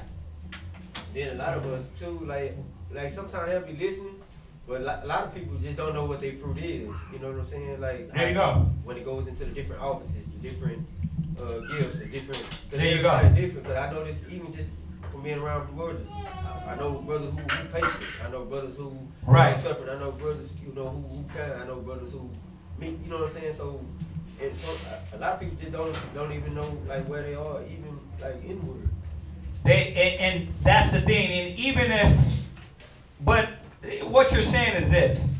So Shadak, he might have patience. He got that as a fruit, right? But he still got to be growing in other things that he don't have. See, that's what we're talking about. He got the patience down, right? But what he needs is endurance. And I'm just saying this. We're just using it as an example. He might need endurance, right? Or he got endurance, but he needs long suffering. So there's constantly fruits in us that are constantly growing, right? So when Yahweh Shai get here, we don't know what we're going to be, but if we keep working and building like that palm tree, we know we're going to be like him, right? And that's very important that you don't. I'm glad you brought that out too, because this is not to say brothers don't got no fruits. It's to say, okay, you're good at that. Let's move to the next thing now. Let's move to the next thing that you have to conquer, because it ain't all about. Remember, who conquered pork in here? Everybody, right? Does anybody have an urge for pork, a poke sandwich right now? No. So what you gonna dwell on that and say, well, I conquered pork, I think I made it. No. You're gonna say, okay, you conquered the pork, the shrimp, the crab, the lobster, the oysters. But did you conquer the spirit of adultery? I got that. When women come up, I ain't even thinking about that. Cool, you got that. So what about long suffering for your brother? Let's get deep in the real hurt and pain. You were hurt by this person in the world. When you came in the truth, you had that one eye, like, I don't trust niggas. You know what I mean? I don't trust niggas because they do you dirty, right? So now you got to work on that. There got to be fruit in that, right? There got to always be fruit in the spirit. If you're sitting back and saying, you know what? I did it because I got the 12 tribe breakdown and I know Christ is black. Your growth is going to be stunted. It's going to stop. And this is why brothers and sisters don't become better as if they move forward. And that's all this class is about. Go ahead, read. Read. God, out of his belly shall flow rivers of living water. That living water is the word. That's what constantly nourishes us. And how do you know that he's more fruitful in that? Like, what is he talking about? Remember, when you came in the truth, the only thing you could talk about was that guy, that girl. But as you grow, you start, oh no, the Spirit says, the Word said, right? The knowledge says. You know, I was reading the other day. Right, I was reading the other day. Right. What? And then sometimes you can't even, like, once you're in the truth, it's like sometimes you can't even watch a movie or a show too good because you your mind, yeah. Like, you picking everything apart. Yeah. You're like, that's foolish, that's wicked, that's off. Right? Or just like some scripture, you be like, okay, now I see what he's talking about the image eye or one that killed another brother. Right. Because of his greed. And, you know, you just see everything. You start breaking it down with the knowledge. Yeah. But there has to be growth. Are you a better father? Are you a better brother? Right? Are you a better man? How's your love for the Most High? You see, these are the things we're supposed to ask. It's supposed to be pouring out of us. Go ahead, what else? Ephesians chapter 21 and verse 13. So now we're talking about the water, right? Planted by the rivers of living water. Well, what is the water that we're planted by? This Bible. This Bible laying right next to you in your brain, class. That's why we keep trying to tell y'all, when you're a babe, bro, you gotta get in class and be taught. You gotta get this knowledge. You know, I was talking to, and we know it all in here. Where are we at again? You got that wrong, bro. Ecclesiasticus chapter 21 and verse 13. Ecclesiasticus 21 and 13. But we talk about it in here, and I was talking to a new brother I've been rapping to, the brother Kendrick, and we were talking about music. And I was telling them, I'm like, there's nothing wrong with music. But you know how many people, all they do is listen to music all day. And that filters in their mind. So now you got to transition over to that, listen to your Bible all day. Because that's what's going to build you for the living water to come out of you. You see? So, but it's going to take growth, right? How many of you got to wean yourself off of music? Right? And you were thinking, it's just music. Yeah, I can get rid of that. No, some brothers and sisters really have to, like, man, you really want to get that little Weezy every in the morning.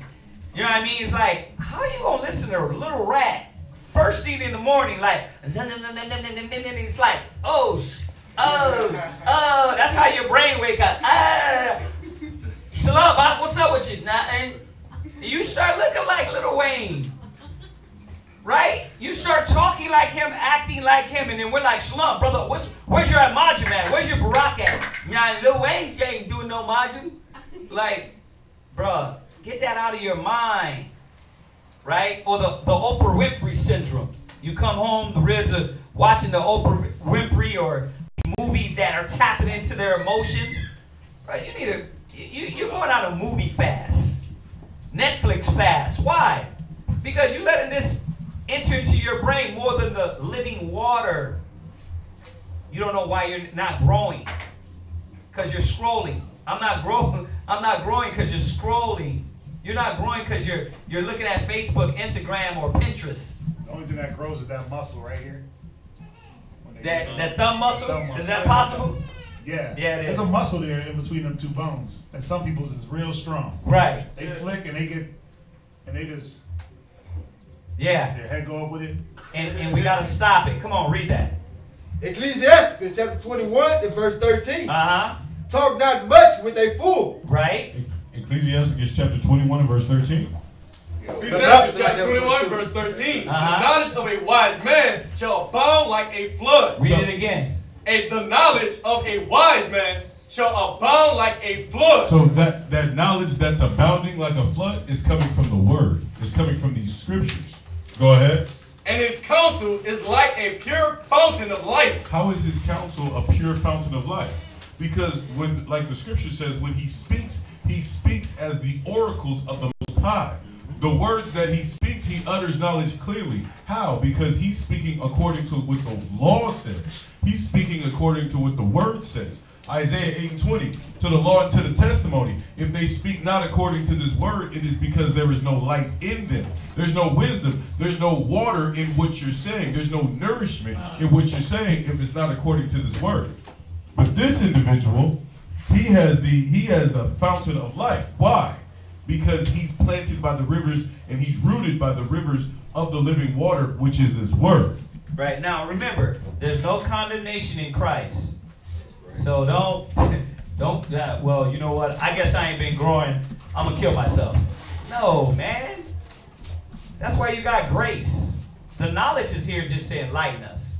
To keep you on point for you to say, okay, you know what? The word is true. I'm supposed to be like a river, a tree planted by the rivers of living water. Where am I not growing at? And you consciously start to go into this battle and this war against the flesh. And say, okay, you know what? I'm spending too much time watching TV. I'm spending too much time thinking about this woman, thinking about this man, thinking about the next drink I'm going to get, want to be out in the streets, and I need to be in the book. That's what this is about. Remember, man, this whole knowledge is to build us, to strengthen us. Right? That's what we're reading here, right? Read it again. God, the knowledge of a wise man shall abound like a flood. Yeah, he's not going to waste out of knowledge. You get yourself in a predicament, and then what scripture so I can get out of this? Hold on a second. No, it's supposed to abound. It's supposed to be flowing in your mind. Go ahead. And the counsel is like a pure fountain of life. You know why it says counsel? Because the advice you're getting from the knowledge is going to get you out of these problems and predicaments. So it's going to be there talking to you. The Holy Spirit, the Word is going to say, no, the Scripture says this. I know he stepped on your food, but you know what? Be slow to wrath. Right? Oh, you know what? I went in the house and she just started running her mouth at me. What did it say? Be not rash. Control your tongue. Right? Good. But you do what? You get right in the middle of the argument. Instead of resisting the devil, you feed right into the devil. The scripture says, spit on the flame. You do what? She get ignorant. You get ignorant. You both ignorant. Right? Because you don't know how to control your tongue. Why? Because you ain't been studying about the tongue. You ain't been studying about your problem. Why? Everybody wants to go to some crazy breakdown. Right? They want to go to Genesis 3. I want to know about the devil, the serpent. You want to go to Revelations. You want to know if the earth is round. Right? You want to know all these things, but guess what you don't know? How to get that demon off you. Because you got a jacking off demon. You touch yourself demon. You got a pride demon. You still got resentment for somebody back in the days, and now that's leeching on to somebody. It's like, come on, man. Deal with your issues. Go into the Bible and accept your issues and say, let me get that out of here. That's how the Bible's supposed to abound in us. That's where we grow at. Y'all see that? Because when it fixes you, you're like, whoa, damn, it works. And you what? You pull up a little bit like that tree. And you pull up and you keep pulling. And everybody around you is looking and saying, damn, he's like a tree planted like by the rivers of water. She's growing. She's not the same little thought that I knew she was. Right? She's not that no more. He's not that thug no more. He's an Israelite. Look at his demeanor, his spirit, his speech. That's what it's supposed to be. Go ahead. That was it. Go to John, St. John chapter 4, verse 14. So we're talking about this water planted by the rivers of living water. Right. That's the water part. Right, because why is this man able to abound like a flood? Why is his counsel so pure and it's called the fountain of life? Why is that? Read. John chapter 4, verse 14. But whosoever drinketh of the water that I shall give him shall never thirst. But this is the water that Yahweh Shai is giving you. He's telling you how you're going to abound by this type of water. He's saying the water that I'm going to give you, you're going to never thirst for. You're never going to be thirsty again. Go ahead. That's how you know he ain't talking about no purified or alkaline water. He's talking about the word. That's how you know it's talking about. That's how you see that it's showing you that it's symbolism, that it's symbolic. So y'all get that too, right? Go ahead. But the water that I shall give him shall be in him a well of water springing up into everlasting life. So that's from this word. That word that's going to spring up out of you into everlasting life. Isaiah 33:6. Knowledge and wisdom shall be the strength of thy time and the stability of thy days. I butchered that last part. Stability of that time. Stability of thy times, right? God. This knowledge and wisdom of the scriptures, that's what's going to make you stable and live a long life. Live and do the job that's needed, which is to bring forth more fruit. But you can't do that if you cut off from your water supply. If you only drink just when you come to class.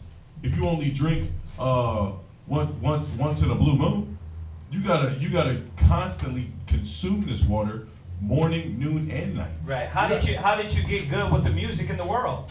You constantly did it. How did you get good with your lust? You constantly had the porn there. Right? How did you get good with your pride? You constantly, every nigga that tried to tell you something, you was like, nope, nope, nope, nope, nope, nope. Right? You didn't want to hear nobody. Right? You practice it daily. Right? How did you get good being a bad husband, a bad man in the world, and a woman abuser? Why? You grew up doing that. So now you got to go against that. You got to, I mean, this is a no-brainer, y'all. If you were the selfish guy, you know what I mean? How many in here don't want to deal with people who wants to be there themselves? Come on, raise your hand, please.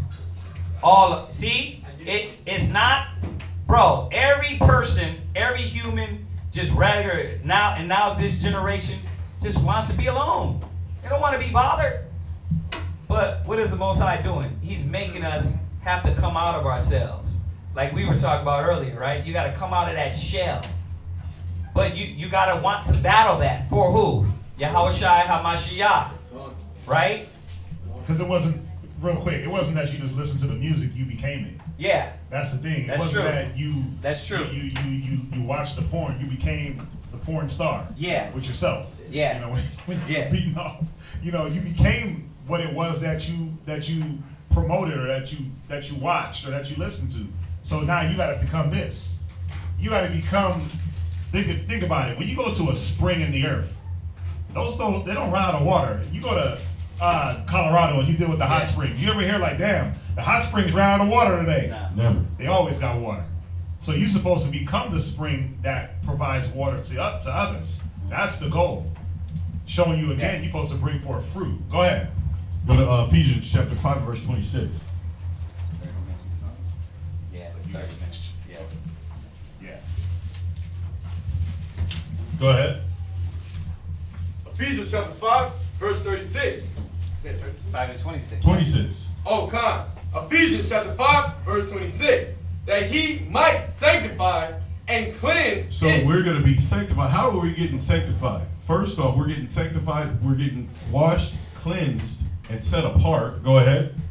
With the washing of the water. With the what? With the washing of the water by the word. The word is supposed to wash us, cleanse us, set us apart, and as well as nourish us. Right, so now we're learning this two-part theme with the fruit. We're learning that there's supposed to be fruits within your spirit, okay? You're supposed to bring forth fruits of spiritual things, like your mind, your soul, your thoughts, right? Those have to change. If you're not bringing forth those fruits, you're not of Christ. Then you have to bring forth fruits as in works, right? As in going out, getting the flock, teaching, building, charity, right? All the physical things, right? It's a twofold thing here. And this is going in on that spiritual aspect within you. See, the mind has to change, man. The mind has to change. Go ahead. Was that it? Come on. All right, go to John. From there, go to John chapter 15 and verse 1. St. John chapter 15, verse 1. I am the true vine. So Yahushua, he's telling you himself. He's like a tree. He's the true vine. Go ahead. And my Father is the husbandman. And the Most High, he's the one who gives that increase consistently. Go ahead. Every branch in me that beareth not fruit, he taketh away. So our job was to bear fruit. If not, we'll be taken away. Go ahead. And every branch that beareth fruit, he purgeth it, that it may bring forth more fruit. So now let me say this on this point, because this is a very important point for all of us to understand. Okay, our job is to bring forth fruit. So you look at a tree, the tree got to bring forth fruit. But what has to happen to that fruit for more fruit to come? You have to go to prune it. You have to prune it, which means what? You got to take away the dead leaves. Harvest the trees. Yeah, you got to take away the fruit. That's on there first. Then you got to prune it, right? Make sure you chopping away the dead stuff, right? You see the process of growth that it takes for you as a man. Now, a lot of times you look at that tree, nothing else can grow on it until that happens. So when we look at the truth, us as a body, fruit can't come in until you prune the other fruit. You understand? Because a lot of fruit is bad up there. Sometimes you'll get bad fruit. Right? It gets stale. It gets old. But when you take that fruit away and you prune, what happens? More fruit will come. Now I'm showing you two things. A lot of brothers and sisters are going to be moved out of the way for real fruit to come in. Two, the fruits that you have, it constantly has to be a growth and a pruning. See, the Most High is showing us a lot of things about this tree and the process of things, what happens in the body and it happens to you as an individual. If you're not taking away that negative fruit, then you get rotten, you get stale, you get stiff-necked, you get stubborn, you get old in old ways. But when you're constantly pruning, taking the fruit off, cleaning it, cleaning the tree, then growth is happening. Yeah. And it's not just negative fruit. No. What it is the tree has to be maintenance. Yeah. So what happens if you leave your, the fruit is the growth, right? It's your spiritual, physical growth. But if you're not growing, if you're doing the same fruits, or if you have the same fruit over and over and it just sits there, it's gonna rotten anyway. You're gonna get bored. You're gonna get stale. You're gonna get stagnant. Yeah. And then it's gonna wither away. That tree is gonna rot from the branches back to the root. Yeah. That's what happens to a tree when you don't pluck that fruit off. It dries up. That tree starts to stink. It starts to rot. So there got to be a constant. Growth. It's constant growth. Let me make sure that I'm not trying to repeat the same works over and over. I'm trying to do more. I'm trying to do more. You're right. You're dropping it. Go ahead, read. Verse 3. Now ye are clean through the word which I have spoken unto you. Right. So what other verse on there? You're gonna go all the way to verse 8. Yeah. Go ahead. Abide in me, and I in you. Right. As the branch cannot bear fruit. Read that again. Abide in me, and I in you. That means we got to stay consistently connected with Yahushua. How are we going to stay connected with the true vine? By taking root of this word. How are we going to know our big brother's ways? We have to consistently study. We have to consistently get watered every single day, every single moment you can. If you get up in the morning, put that audio Bible on. When you get in the car, turn off the radio, put that audio Bible on, right? When you get a chance to text and you feel the urge to do something, text a brother or a sister a scripture or ask a brother or sister for a scripture. Let your conversation be of the oracles of the Most High consistently. That's how we got to stay about. What did it? Abide in me and I in you. Right. Like I said earlier, you're right. You were right with the word you was going to use, abounding. You know, you got to constantly be abounding in Yahweh Shai. Come on, read. As a branch cannot bear fruit of itself. Because we can't make anything on our own. You already tried to do that in the world. You tried to be the top model, the Heisman Trophy football star, all-team star. Al Bundy, four touchdowns in one game.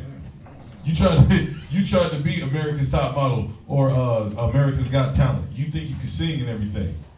You tried to be the next Martha Stewart, Snoop Dogg, Dr. Dre, Michael Jordan, LeBron. But that you can't bring any fruit from that. Not the fruit that Yahweh Shai requires. Nah. Not fruit that's meat for repentance. Because this ain't about that fruit. The fruit, what they doing is different from what we're bringing forth. We're bringing forth fruit to the Most High in the Spirit. Meat for repentance. Right. Go ahead. God, except it abide in the vine. That's the only way we can bring forth fruit. The meat for repentance. Only if we're connected with Yahweh Shai. Yeah. Because what is he represent? What is he connected to? The Most High. Yeah. He represents that water that promotes that constant growth. Go ahead. God, no more can ye except ye abide in me. Go ahead. Verse 5. I am the vine, ye are the branches. He that abideth in me, and I in him, the same bringeth forth much fruit. So he's already telling you, if you stay connected with Yahweh Shai, yep. If you stay in the same like mind manner, yep. Guess what? You're going to grow. You're going to abound. It's telling us you're supposed to. Think about it. We supposed to be growing. So, once again, are you growing? You see? That's how you know you're in the Spirit, because you are growing. And a lot of y'all, you know, remember, this class is a tuning up. It's to remind brothers that you got to constantly be growing. But you are. But how are you? A lot of brothers and sisters want to escape and run away from the thing that is pushing you to the Most High. Your husband's trying to keep you consistently studying and learning in the book. And you're like, well, I want time for us to go to the movies. We did the movies back in the world. It's enough of that. You did the social media. You lived that life. The vacation, yeah. Vacationing, yeah. The weekend runaways. Yeah, the drugs, getting high every weekend, partying every weekend. You did that. You know, so we can't spend no time? No. You shouldn't want to. You should be like, listen, we got to get in this book. Let's spend time in this book. Let's whisper sweet Hebrew. Sweet Hebrew and nothing's in your ear. Well, some things in your ear. Not all that madness we did in the world. And a lot of people don't understand that. You know, 20-something, 30 years of your life in the world, and in the first year in the truth, you're like, I can't do nothing. You just did everything in the world. It's time to give to the Most High. Go ahead. It's like that analogy you gave. Like yeah. when you go up to the temple up the mountain. Yeah, the Tibetan mountains to learn martial arts. Yeah, you dedicate. You're saying I've done everything there is to do. I want to go dedicate myself to my body and learning martial arts. And you go in this temple, and that's what you do. You become this martial art king, right? All you do is this for the first. Yeah, all you do is wax on, wax off for the first year. Nigga, how am I gonna beat anybody with that? And then you get frustrated, and then you leave. Right. You missed the lesson. That was block. That was block. Right. Because then when you went to go get into a fight, you got punched in the face and couldn't defend yourself. And that's how it works. It starts, you know, the Most High teaches us in ways. Every teacher uses a different method. And that's why we were saying about schools.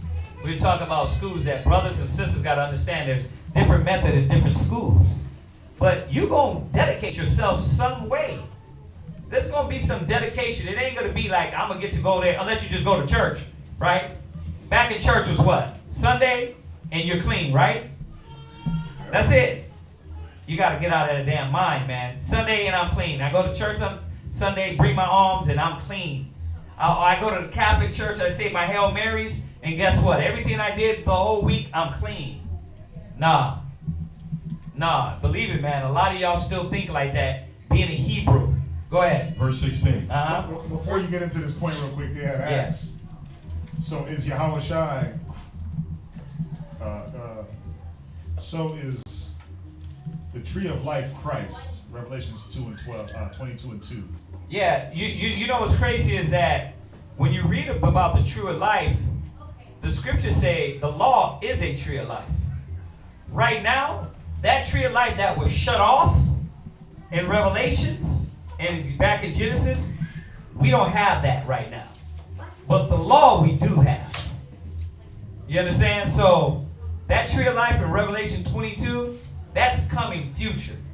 Right now, he gave us the first steps to get to the tree of life, which is the laws, statutes, and commandments. All that deepness and everything we're going to get in Revelations, the gold cities, the gold. Ye are gods, right? Ye are gods? We want to be a god, but we first have to learn how to be a baby, a human. Right? We have to be priests before we get to be gods. So, yeah, Revelations 22 is talking about the tree of life that he's going to reveal to us in the future. But the Bible also says, I'll quote it again, it says the law is a tree of life. Yeah. But see, they don't read the part before that when he was talking about blessed so they didn't keep his commandments. There you go. In order to even get to that tree. There you go. You got to keep the commandments. Yeah, you got to keep it low. Yeah, perfectly said. Perfectly said. You know why? Because they want that tree of life. And I'm not saying this to whoever asked it. I'm saying it to Israel. That you want that tree of life, but we got to start with the basics. You got to start attacking the weaknesses within you and your mind and your spirit. Right? Your anger, your lust, your pride, your jealousy, your hatred, your doubt, your dividing mind state, your secluded mind state. You got to stop with that. Start with those things. How many brothers and sisters don't want to forgive this person or that person or your grandmama or your daddy or your uncle? How many brothers and sisters don't want to let go of things that were done to them in the world and they bring that to the truth? How many of y'all are real angry all the time? Well, you're... Well, I mean, just like on that same subject, yeah. I'm still kind of struggling with that because I know I had some things happen to me. Right. So it's like I forgave him. Right. But I have to constantly like repent sometimes because you don't know that you haven't truly did it until you actually go back around them. There you go. And then it's like that thought come up, and I'm like, I know that's the devil trying to right. get me to, you know. That spirit is still around you, but trying it's to get still you. there, so I'll be like, I just tell the Most High, please forgive me because sometimes you don't even be trying to do it, but that sense just come up sometimes. I just be like, I supposed to. Then I just quote scripture like, "Hey, not the burden of hard," right? Stuff like that because it's sometimes when you go around certain people, it's still just. It's still there. Yeah. It hasn't been conquered yet, but remember, Paul said, "Oh, wretched man that I am." See, so yeah, we know we're wretched. We know things are trying to weigh us down. But even in that, you're conscious of it, right? And you did like Yahweh Shai. It came, and you said, resist the devil, and he shall flee from you. Get behind me, Satan. You didn't say, you know what? I'm going to sit here and work in this mire and let this thought enter. So in essence, there is growth. Listen, Satan is always going to come. When you read about Christ, and it says he was tempted, it says, and Satan left off at that time. Satan came back. Satan was always coming. So it's Satan's job till he's put under the feet of Yahweh Shai to do his job. So don't never say to yourself, I ain't never going to get it right because those thoughts keep coming back. That's Satan. He let him come back. But what is your job? To resist the devil and to put the law first, put the Most High first and say, nah, that's spirits, that's the demons. Let me move forward. And then you'll see that voice has to start doing something else. Okay, he ain't feeding into this one no more. Let me try to come with something else. But that's us being consistent in the law. A lot of y'all think, well, you read the Bible and Satan's not going to come no more. Stop it. Yeah, exactly. He comes more because he knows, nah, you trying to defend yourself. I got to break that strong man. You know, Satan's like that guy, that big dude in jail trying to get some bootay. Satan is like Clubber Lang and Rocky. Yeah. I'm gonna get you. I'm gonna get you. Yeah. Come here, Bob. Yeah. You know how the scriptures talk about how like some men's sins are made manifest, and then they're judged, and then you got some that happen, then they come back, like later on. Right. All right. So that's kind of like how the devil trying to get me, because like before I knew the truth, I had the truth. That's why like none of my kids mother with me, because you know I was being a whoremonger and stuff. Right. So like now they try to hold my kids away from me. So but then when they try to come to me, I like use scripture, just talk to them. Whatever. Right. And then they'll give me a hard time. Then later on, then they'll try to be nice. But then they'll come back. Like when he can't give me like no other way. Right. He sent them out of nowhere. Yeah. Yeah, you trying to get it right, and then he sent the thorn. And that's not going to stop. That's not going to stop. But when we know the wiles of the devil, and when we're constantly strengthening ourselves with this water and growing, you will see you're going to be too high for Satan to try to get in those areas. He got to do something else to get to you. So just don't condemn yourself or beat yourself up because Satan is coming. Don't go in and give in to what Satan is saying. That's where you're supposed to be growing. Y'all get that? Go ahead. Verse 16. St. John chapter 15, verse 16. Ye have not chosen me, but I have chosen you. We were chosen by the Most High. We were ordained. When you read in what is it, Isaiah?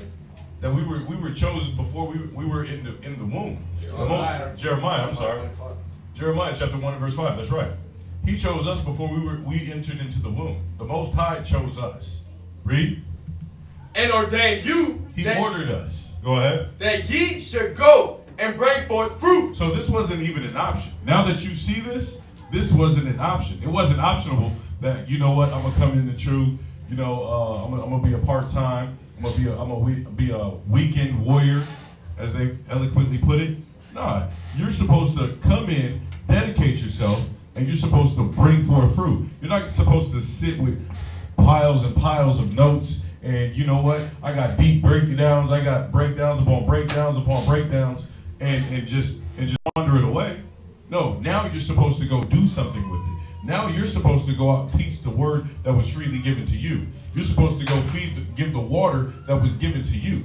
You're supposed to become a springing well, giving out that water to the next individual. You're supposed to be bringing down more fruit to feed the rest of Israel. This was the order. Go ahead. And that your fruit should remain. And now that you're not just going out doing it in vain, but your fruit has to remain. Your fruit that you're going out and giving, they have to be in. Right. See, now this is where you get into this very strategic point here. Because remember, if I give you a flyer, right, could I make you stay? No. Okay, so he's not saying that. He's not saying that you are going to make your fruit remain. What he's saying is, and we're going to go to Corinthians, the one you're going to be tried by fire, give me that one too. Go ahead, say what you're going to say. No, go ahead. No, I thought you was going to say something. Well, I was going to say maybe what you're about to say. I'm going to say what the scripture's going to say. Go to Corinthians. Can I say something? Yeah. What I was going to say was, damn, my whole thought gone. It's all good. When we have to get it. We have to really understand that your fruit, I gave you the flyer, I gave you the wisdom and knowledge, right? Good. But now, that fruit is going to be tried. You're going to be tried. That's that outward fruit. Now, the inward fruit, it has to remain, right? Right. If you're growing and you had a lack of patience in the world, and you didn't deal with nobody because you had this spirit of, I ain't got patience for that. But in the truth, you had to be patient with all these brothers and sisters and people around you. That spirit of fruit, righteous fruit in you, has to remain. It can't be like, oh, I'm patient today, and then next you know it's gone, because really you're not patient, right? Or I'm long-suffering today, and then it's gone, right? It has to remain. What you was going to say, Jeremiah? You got the Corinthians still? Yeah. Go ahead. I had learned that the patience is different from being in the world Yeah. and coming to the knowledge of the truth. Yeah. Because in the world, man, I was very patient, like very patient. But then when you come to the knowledge of the truth, the Most High It's a whole showed new me I level. wasn't patient like I thought I was. There you go. Because it's like a whole different, it's a whole different, we're at a whole different level. But now you're seeing the growth, though. See, now you're seeing that. See, some men will say, well, I'm patient. I've been patient my whole life. But when you get in the truth, the Most High show you know you haven't. Right. Then, if you're humble, then you say, dang, I got to really work on myself. Because you start to really see what is the requirement of the Spirit as opposed to the world's requirement. You know, the world, I love you. I love Will Smith. Nigga, you don't know Will Smith. You don't love him. You understand? They think love is just a word. The truth really shows you have to love. Why? Because when you have to forgive that brother 70 times 7, you have to forgive that sister 70 times 7, there has to be some real love there. Most of all for the Most High and Yahweh Shai.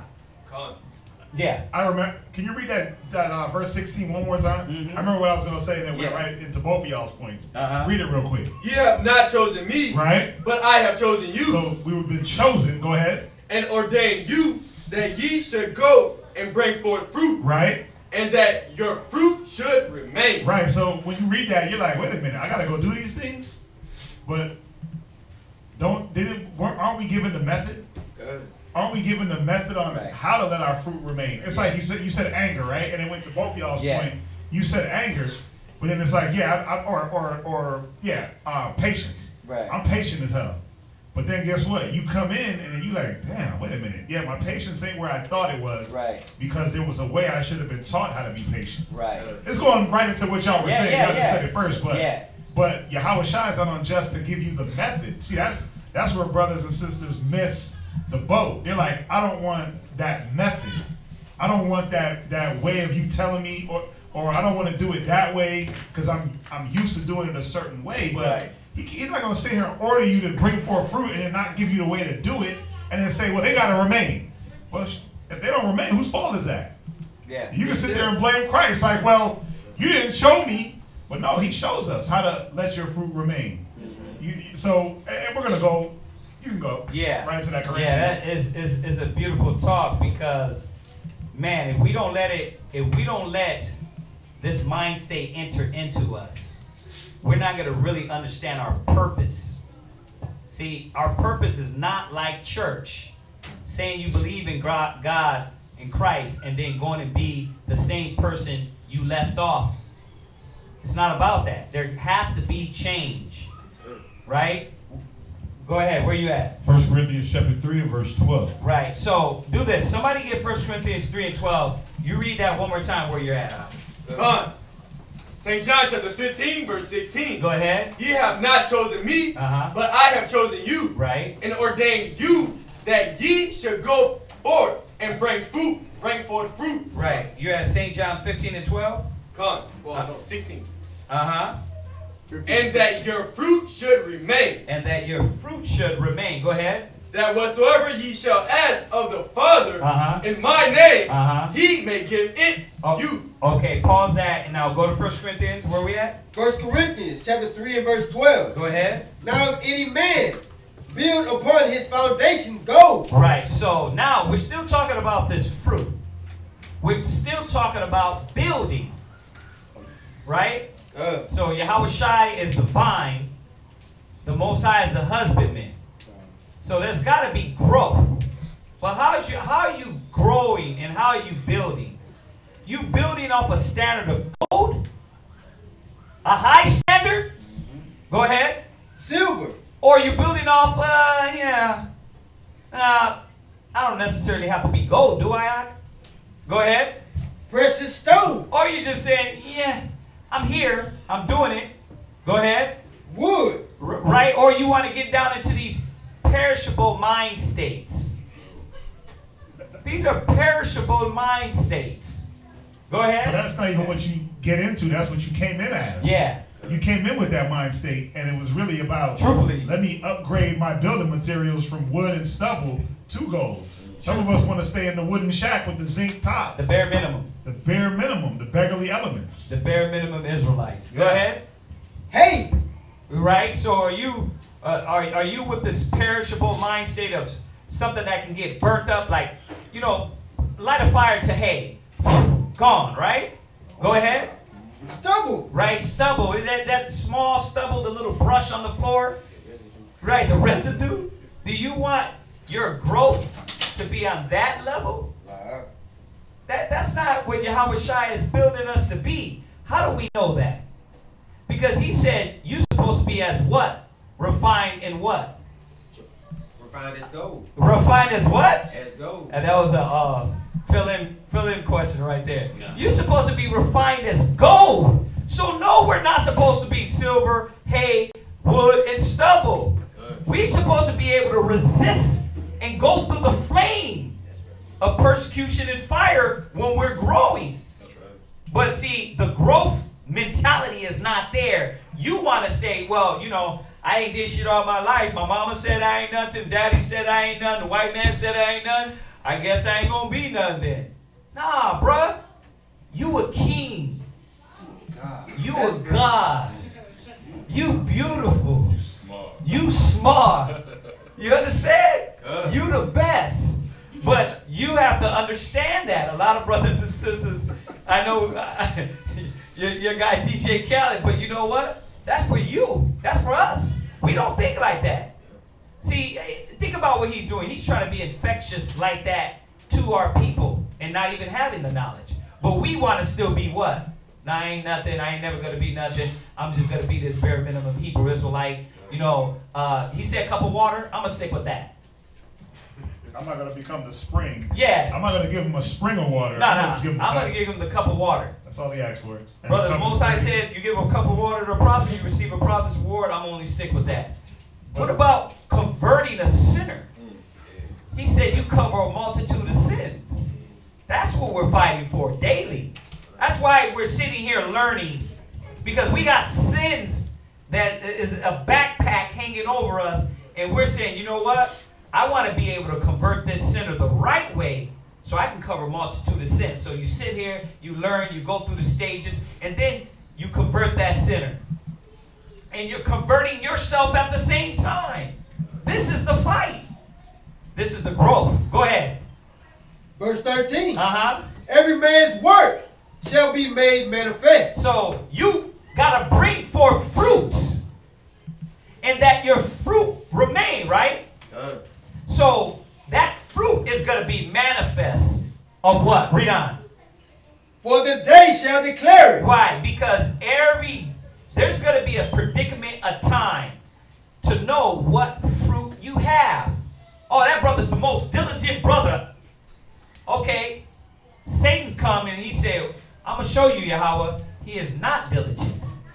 In that day, he tries your diligence. In that day, Satan comes through and tries to prove to the Most High that you are not stable in your mind. You're double-minded.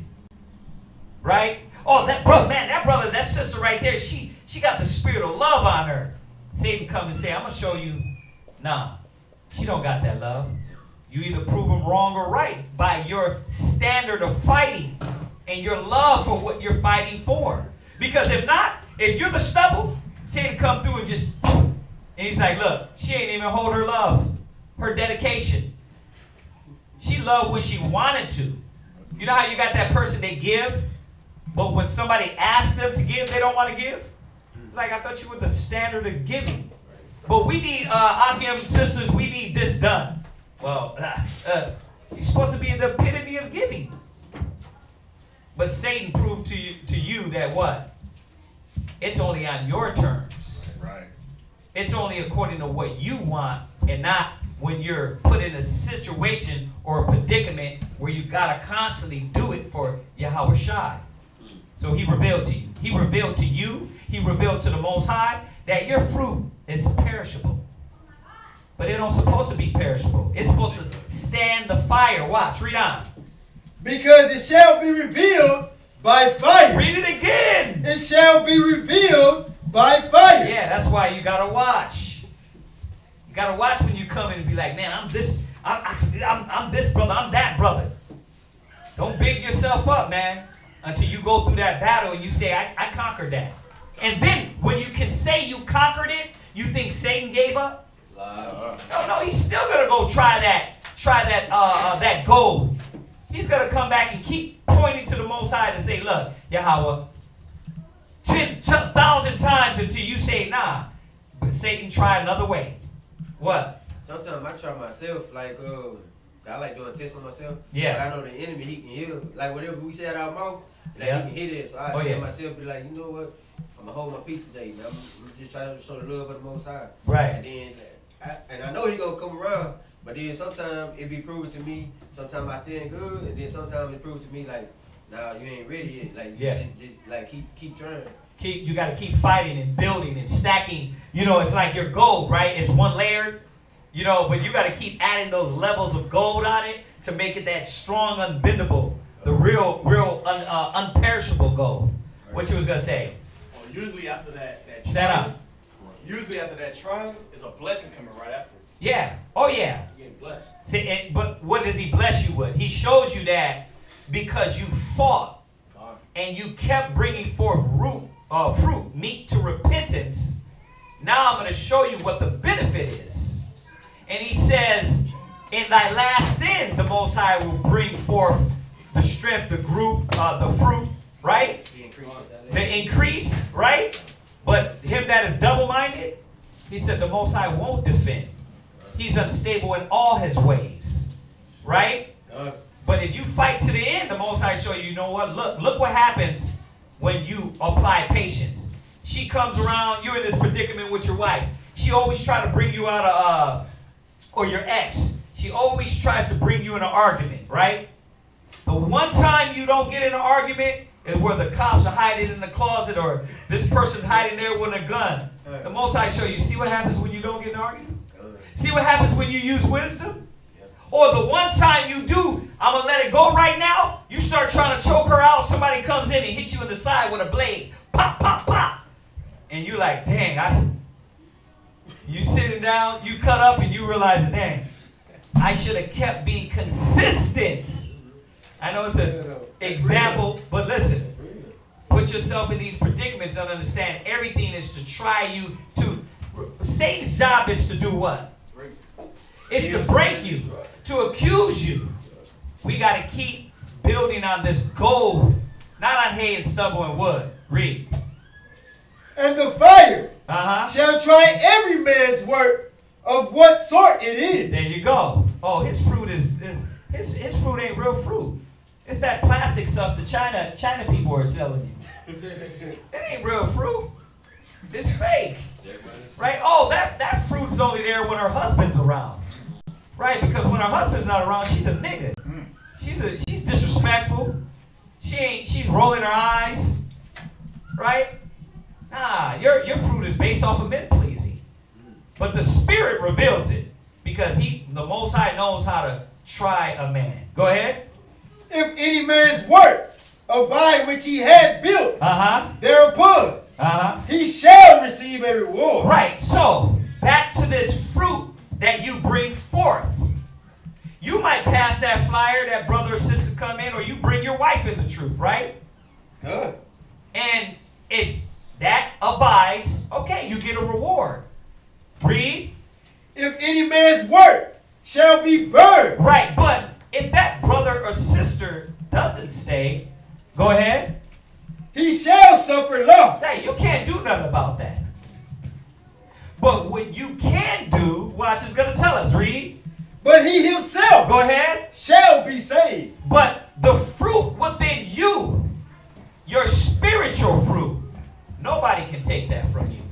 You give it up. If you finna get in an argument, you give up your lack of patience, your lack of order and discipline. You give that up because you let that demon drag out the spirit of the Most High and pull you into their zone. Now, I'm using one perspective, but don't be naive. Whatever it is, if you let Satan take it from you, in your moment of trial, it's going to reveal that you weren't ready. So you have to see, you have to constantly build, but not fruit that's just going to be burnt up, but fruit that's going to last. And a lot of these things, and even in teaching, and teaching brothers and sisters.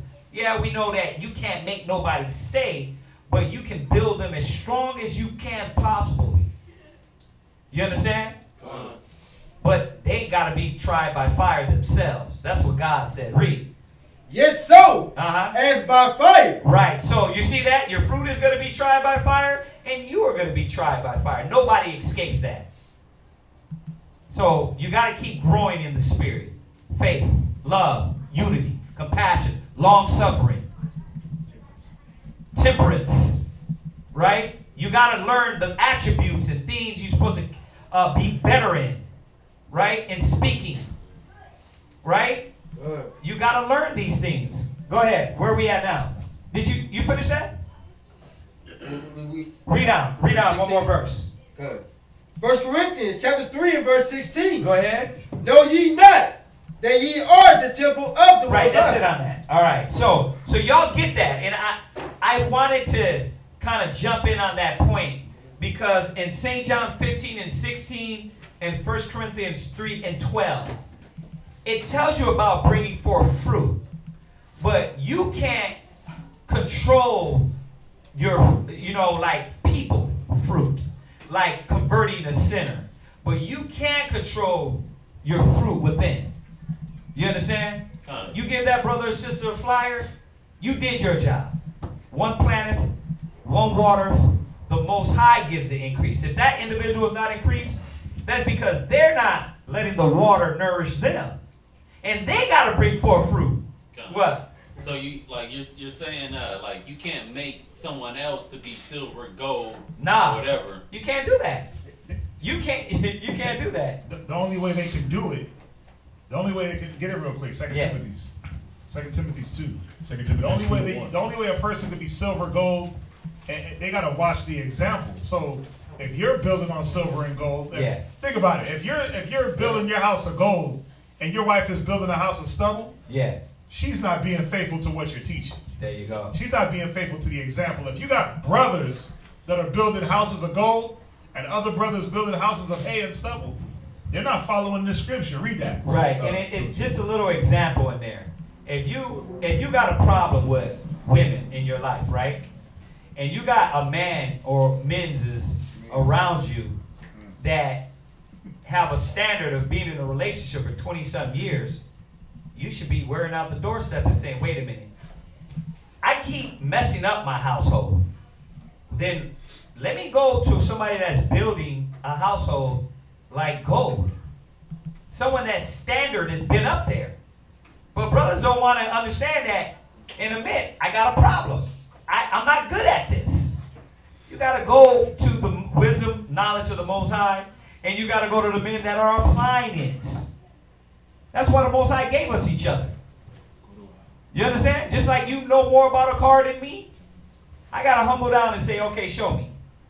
The same thing in all the different perspectives. We have tools and utensils for each brother to eat off. But you got to be humble to know that you're not good at this. Y'all get this? Yeah. Go to Hebrews. Yeah, 5 and 12. I'm sorry. Yeah. just on, it was something that you said, right, about you can't make a person build out of the gold or build out of whatever fine material that is there. Hebrews 5 and 12, because you can't force them, but there's a reason why they don't want to. And let me say this. I hope y'all are getting what's going on here. You know, because there's a lot of variables in these scriptures when dealing with fruit. Because the fruit of the Spirit and the fruit of your works are two levels that we're talking about. So y'all all understand this, right? I know a lot of y'all. Do you get what's going on now? Yeah, it's like basically saying that you're supposed to like be constantly examining what your intentions and what mentality you're in. Okay, but pertaining to the fruit, right? Well, we're speaking on two levels here. We're speaking on the fruit that comes of you, which is the fruit of the Spirit, right? And things that you control in your mind, like love, patience, compassion, long suffering, right? Getting better at that is fruits of the Spirit, right? Then we'll also talk about the other fruit, which is converting a sinner. I will make you fishers of men. That's fruit too, right? Good. Right. Holding up a flyer, giving a prophet a cup of water. That's fruit too, right? Good. So you see the two different sides we're talking about. Go ahead. Think about it. Tell me. Think about it. What you were saying, Jeremiah. I was going to, like a hip mark. Yeah, go ahead. Okay. When you come to the, the elder says, the fruit that's within is the fruit of the Spirit. Right. You know, that's increased by the Most High. But our carnal fruit is that when we doing the work, right, and what come of it is the fruit that we don't have control over. Right. Right. Yeah. Remember, how do we know? Can I control you? Lie. Right. Somebody watered. Somebody planted. Because you got the knowledge before you met us. Somebody planted the seed. All we're doing is watering. But who gives the increase? So, could you force the increase? Lie. No. Just like a lot of situations with women y'all dealt with. You give them the knowledge, but they didn't stick around. Why not? Why they didn't stick around? What? To me personally, because you know we're washed and cleansed by the water of the word. Right. So they didn't want to be clean. They just wanted to stay dirty. They didn't want to be clean. Right. They didn't want to accept the Holy Spirit. You can't force the Holy Spirit on nobody. You see that? They might have been your fruit, but they themselves are going to be tried by what? Fire. To see what their works are. Y'all get that? So you can't control that in people, but you can control yourself. Go ahead. So and as we go through this quick bulk, it's going to be one of these few things that person didn't want to do. That's why they didn't remain as a fruit. It's no different from us. If things are laid down a certain way scripturally, and it's like, well, if a brother don't follow that method of patience, he's going to ruin things in his household. Watch. Read Hebrews 5:12. Yeah. Hebrews chapter 5 and verse 12. For when the time ye ought to be teachers. Because you thought you're gonna try to rationalize and use the wisdom of the world and the old man, right? When you thought you were the head honcho, when you ought to be teachers. Go ahead. Ye have need that one teach you again. Go ahead. Oh. You have need that one teach you again. So now you got to learn the right, correct way to deal in the situation that you're placed in. Whether it be you and your spouse, or whether it be you and your kids, or whether it be you and another brother in the classroom environment. Now you got to come to the realization that you're not that level of knowledge that you thought you were at. Now you got to get taught the correct formula in the correct way to do these things, because your method wasn't working. That's why you're here. That's why you're in the seat that you're in. And who knows if your method worked or not? Well, you can tell by the fruits that you had before you got the knowledge. You can see, what were my fruits before? Well, wait a minute. Was I ruining every relationship? Was I always combative? Was I always angry? Did I have lack of patience? You'll see it in just your everyday life. Think about it. It's like my son. He thinks he knows how to brush his teeth good. He brushes his teeth, but does he do it good? No, I got to come back and show him. No, okay, you got to brush top, bottom, sides, back, top, bottom, tongue. You got to do, he just thinks you do this 4 or 5 times and then you're done. He thinks that's brushing his teeth, but I got to come back and show him, no, there's a strict method. So I got to teach him again how to do it. I got to teach him the first time, and then guess what? Maybe 2 years from now, I might have to come back and say, wait a minute, son, why are your teeth getting yellow? Right. Let me show you one more time, because there's something that you're missing. Right. Now you're saying, y'all touching on that based on what Shadak was saying. Right, because the fact that, why does somebody's fruit not remain? Is it the Most High? First of all, he said that you're ordained to bring forth fruit, and your fruit shall remain. So it's supposed to happen. So why wouldn't it? Is it because Yahweh Shai, the Most High, was like, we got you, we lied? No. He ain't lying to say that it shall remain. The reason why it doesn't is because there was a step missed. Yeah. There was something that wasn't followed in the way to bring forth fruit and have it stay. It's just like y'all. Y'all are fruit, right? Now, is it our fault if one of y'all got up and peeled out right now? No, right? Because there's something that there's something that you didn't get or you didn't understand. But even in not understanding, whose fault is that? Is that my fault? No. Because you're supposed to ask questions if you don't understand. Right. You see that? So there's so many ways you can point the finger and say, well, that's y'all's fault because y'all are bad teachers. Y'all didn't make it clear. But there's three of us up here to one edify, one talk, one listen. You see how the method of even teaching, where there's not just one brother teaching all of us. We're teachers that come with different perspectives. And can relate on different points. Right, and condescend. Different individuals. Right, and condescend to each man's conscience. And, right. And you see what I'm saying? So now it eliminates the excuse of, well, that's y'all. So you had to, at every level, you're giving the tools, but what are you doing with these tools? What are you doing with them? Are you asking the questions to understand? Right, and it goes back to the point, you can't control. You can't control anyone. You can't, but at the same time, we control ourselves. Yeah. But and the point I'm really trying to hit is if Yahweh Shai said you're ordained to do something and your fruit shall remain, it's like, wait a minute, that means no one was really meant to get the truth and leave. There was something that individual didn't do in these 3-4 steps. Yeah. Go ahead, read on. Yeah. Which be the first principles of the oracles of. Go ahead. Of the Most High. You see, those are the first principles that even when you walk through this door and you got all the amazing knowledge of the world, you got to be taught how to do things the Israelite way. See, a lot of us come in with, yeah, I know how to do this, I know how to do this, I know how to do this, I know how to do this. Con. But do you know how to do it according to what the Bible says? A lot of us know how to deal with women, right? She get out of order, you punch her in the face.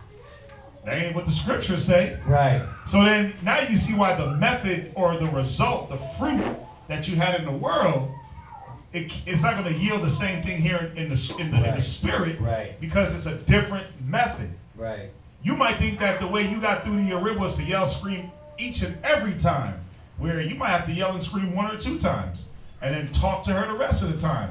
Hit her with the scriptures the other time. Like, you got to find a different method. It's not all about just yelling and screaming. It's not all about smacking her around. It's never about that. But y'all see my point, right? Yeah. Go ahead. What's up? It goes back to what y'all was talking about, like in the beginning of the class. Uh-huh. Like, if you were just taking it just once a day, you Yeah. know what I'm saying, you're not being in it, that's the only way your fruit gonna remain, because you gotta be. You gotta constantly be by the rivers of living water. Right. You gotta constantly be around it and be learning and be willing to learn. Right. Yeah. Right. And there was before. Can we just jump real quick to Matthew's? Yeah, yeah. There's a perfect point in here. No, you went too far. Mark. Go to Mark chapter 1 verse 17. Because we skipped a step. I'm sorry. We skipped a step. Go to Mark 1:17 real quick. Mark chapter 1 verse 17. Go ahead. And Yahweh Shai said unto them, Come ye after me. He said, do what? Come ye after me. You stay over there and I'm going to go over here and do what I got to do. Come ye after me. Follow. Go ahead. And I will make you to become fishers of men. So what was he saying here? Was he saying that I rolled up on you, handed you a flyer, anointed you high priest? He was saying, first of all, you got to come watch me. You got to come watch me do this. Right. You got to come get taught. Right? But he first said, come ye after me. Watch. Read on.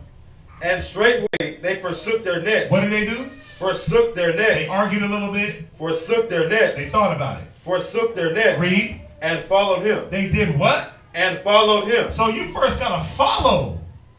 You got to follow. You got to be willing in faith to follow not your own mind, but the mind of a more experienced leader.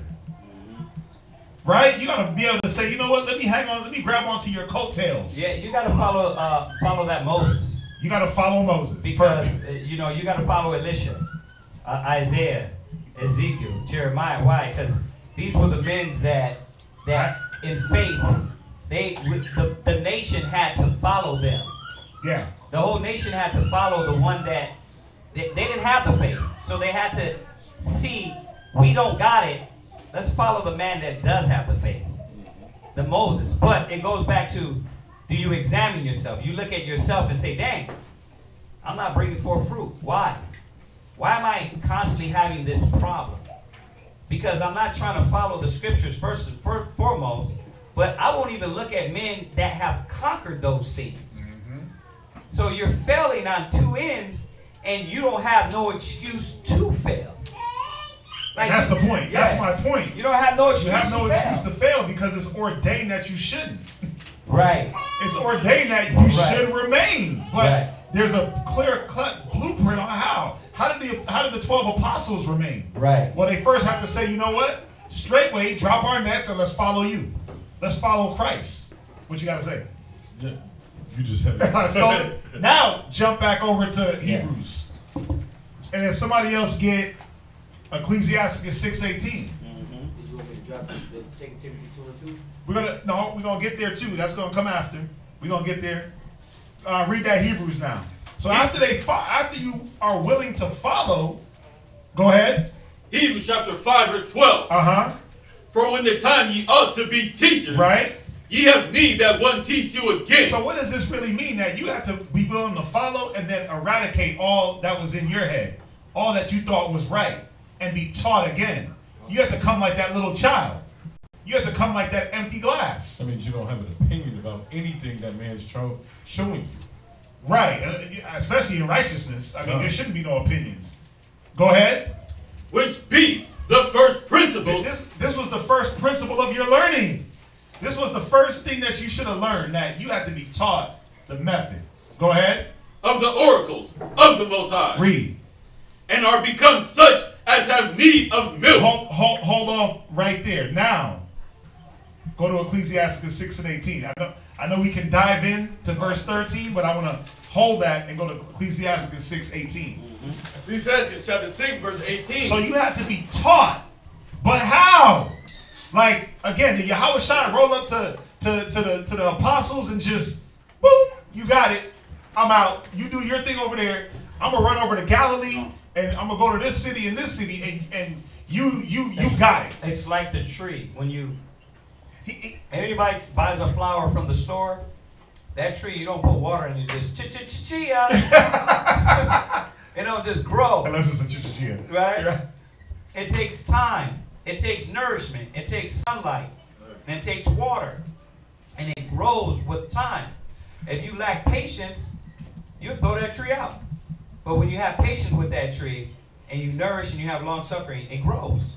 But even better, like he said in John, and not even better, but like Christ said in John, I'm the true vine. You are the branches. Yeah. The only way you can grow is to be attached to that vine.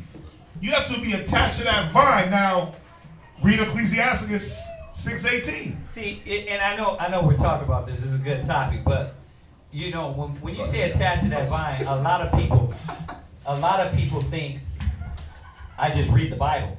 No. A lot of people think, well, I just know Christ is black and I'm attached to that vine. No. See, and that's the problem. So wait, I can't sit at home and just read my Bible and just study? If that was the case, then how did Peter grow? How did the apostles grow? You know how they grew? They stopped what they did. They didn't have any side crap going on. They dedicated themselves fully to. Yeah, you're right. Oh, okay. You're right. Yeah. No, I'm adding. They were like trees planted by the rivers of living water. And that takes being around all the time. That takes. If you're a priest, then be a priest. All right. If you want to go be a ninja, what do you go do? You go on YouTube and learn how to be a ninja. No, you go to the monastery. You go to the monastery. You go to the monastery. You shave off your head. You deny all the worldly possessions, and you become a ninja. And that's it. Right. Go. You got it. No, but that's what you have to do if you want to stay connected to the vine. You have to deny everything that this world had to offer you. Stop thinking that you were somebody before and realize and come to the fact that you're nobody and that you need to get connected. You need to dedicate yourself. Yeah, you got to get reconnected to the true vine. Yeah. You need that nourishment. You need that water. Where you at? Ecclesiasticus chapter 6 verse 18. And this is how you got that connection. Go ahead. My son, gather instruction from thy youth so up. In order to follow, you're in the whole process of following. What are you doing? Gathering instruction. You're gathering instructions. Not what you thought, not what your mom said, not what your dad said, not what your grandma said. You're gathering instructions from that man who's guiding you. Read. From thy youth up. From the time you started, from the day Christ walked up on those disciples. They stopped what the hell they were doing. And they were gathering instructions from that youth on up till Christ, Yahushua, departed. Right. That from the time you walked into the doors, that's what you should be doing. Yeah, you know, like brothers dedicate themselves to study. You know, some brothers got really good studying habits, right? That's the beginning. Now you got all your breakdowns. You got your knowledge. Now you got to live it. You know, it's like we're talking. It's different than learning, having all the books, having the wisdom, than you actually. It's like he said, we were talking about the street speaking. It's different from street speaking and actually just talking to somebody, right? Right. And you're going to see it's different sitting up teaching in class as it's different than street speaking. As in talking to somebody. It's not the same thing. You're going to relate messages different. Street speaking is one thing, class is another thing. Just sitting down with somebody and relating to them is a whole nother thing. So, but you won't learn those things if you seclude yourself to, well, I'm just going to learn off of the computer. You see, it's hands-on. Everybody knows hands-on is 100 times better than anything. Yeah. You know that Psalms 3 where it says you be planted by the rivers of living water? 1 and 3, yeah. To be planted, were you planted as a tree? Was it a tree that was just being planted?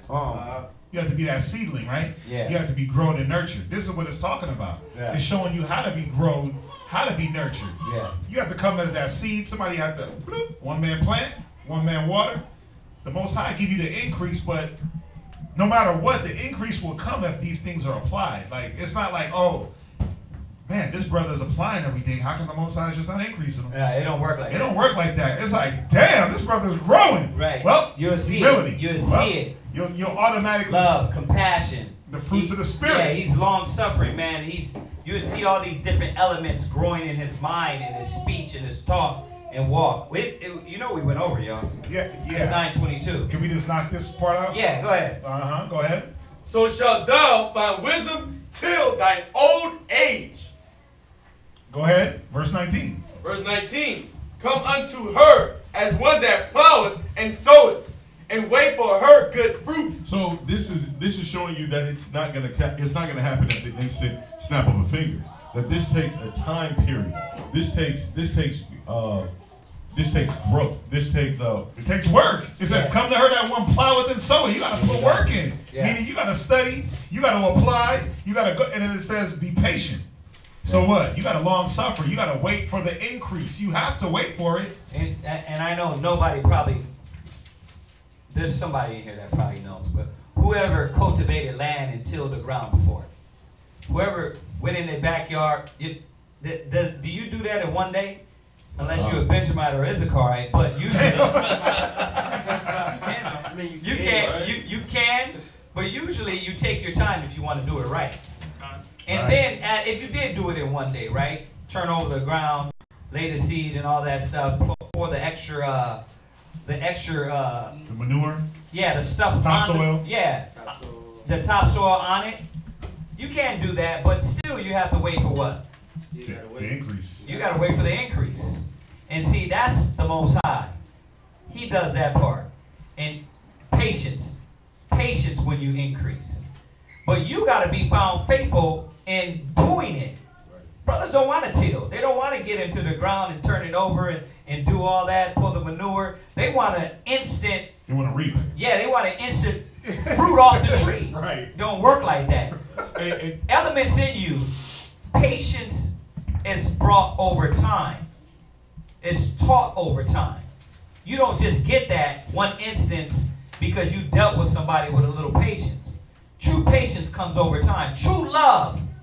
When you meet that woman, you say love at first sight. That's BS. We know that. True love comes over time. That's how you know when you meet a woman, you get with her. Yeah, you like her, but truthfully, your love is built for her over time through her dedication and your bonding together. Things take time.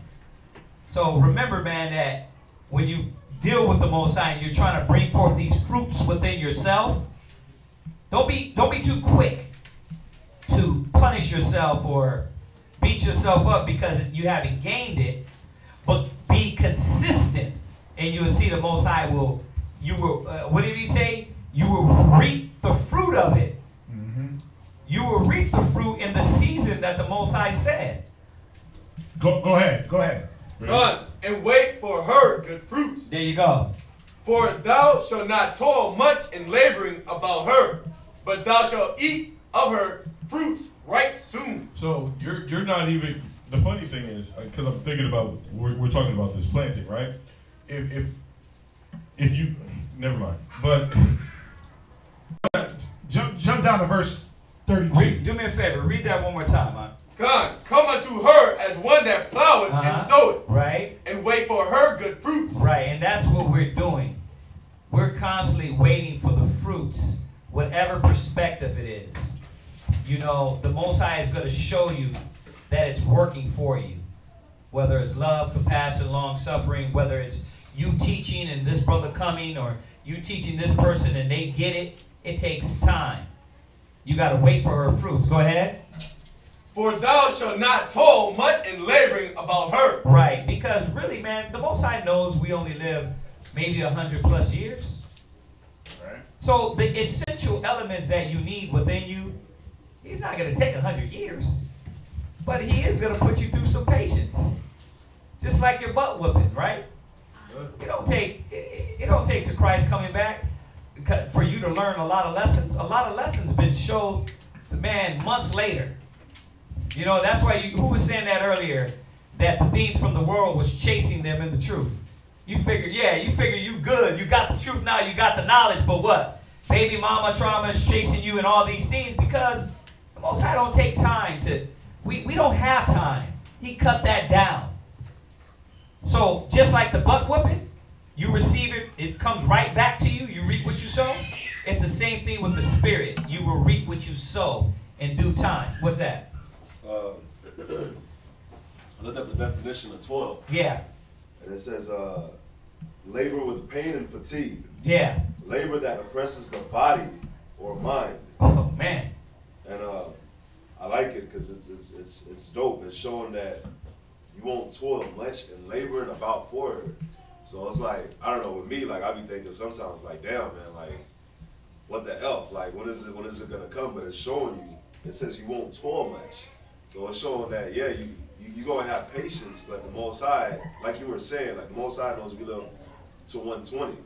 So the Most High is not just going to have you throughout the patience, right, just killing yourself, killing your body, and killing your mind, and killing your spirit, this whole process through. But now check this out. Let me throw another one in there for you. The scripture said there's no temptation that has befallen man that is not common to man. So think about it. He says he will even make a way out of it. So even if you think this is too much, he is giving you a way out of it. But are you taking that way out? The method. Are you taking that method? The method that you see. The method that you see from that vine. Yeah. From that tree. Look at what Christ did, right? In his punishment, in his pain, in his whipping and suffering, what did he do, right? And that's our way out. That's why he says in Hebrews not to let sin so easily beset us. We have an author and a finisher, which was Yahweh Shai. He not only begun it, he ended. So if we look at him for an example, we should be able to say, wait a minute, I have not suffered unto sin, suffered sin. I'm saying it wrong. I have not suffered unto blood, striving against sin. So think about it. We ain't really, come on now. All it is a mental weight. And a lot of times the weight weighs you more down because you don't let Yahweh Shai bear the burden of that. Right. You let your carnal mind. Damn, that's good. You understand? Right. So we got to start letting Yahweh Shai be the comforter and knowing that he's the one that he went through all these things. He went through these battles. And if he did it, we can do it. Right?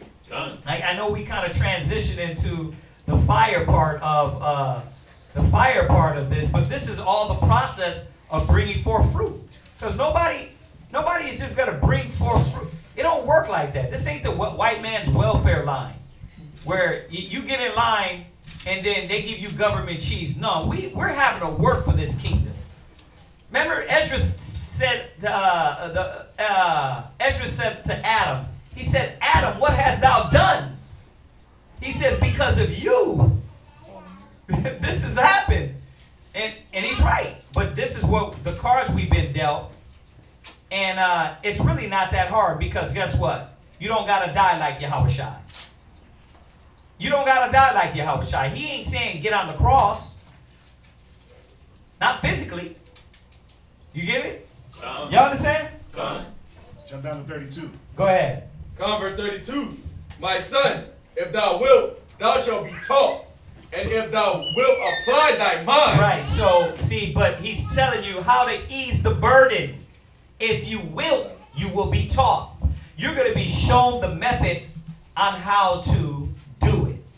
But if you will, you got some people fighting against the method, fighting against the battle, right? Fighting against their service. But if you will be taught and showed. This is easy. The Most High is giving you the tools, the power, the glory to battle all these things. He's giving you the examples. Go ahead. Thou shalt be prudent. Right. Then there's when wisdom is going to come. There's when the fruit of what you need is going to come. Read. If thou love to hear, thou shalt receive understanding. Right. And if you love to listen, and be planted by those rivers of living water and not run from the water, it's almost like you think the water's toxic. Well, every time he talks, he's going to give me scriptures. Every time they say something, there goes the prophets again. Right? Every time the prophets go again, they're going to torment me. You're supposed to be wanting to live by those waters. Go ahead. And if thou bow thine ear, thou shalt be wise. Right, and that's be wise to do what? We got to get through these battles, and we got to constantly bring forth fruit. So what's the better way? So you're saying you know the way, brother? Show me the way. Well, the way is Yahushua, first of all. So let's talk about Yahushua's example. Did he get weak? Did he give up? Did he say, you know what, I gave enough? Not until he was gone. Not until he was gone. You can't say that. Is that it? Verse 34. Go ahead. Verse 34. Stand in the multitude of the elders. So this is this man. This is how he's going to get nourished. Where is he at? Read it again. Stand in the multitude of the elders. He's in the multitude. He's in the midst of water. He's in the midst of fountains, left, right, up, down, all around him. He's in the multitude of his elders. That's how he's going to get increased. Go ahead. And cleave unto him that is wise. And you're going to cleave unto your elder that's wise. You're going to cleave unto the man that showed you that Christ was black. You're going to cleave unto the man that's been in the 20-year relationships, that knows how to deal with right with the spouse and with children. Right? So from there, go to 2 Timothy chapter 2 and verse...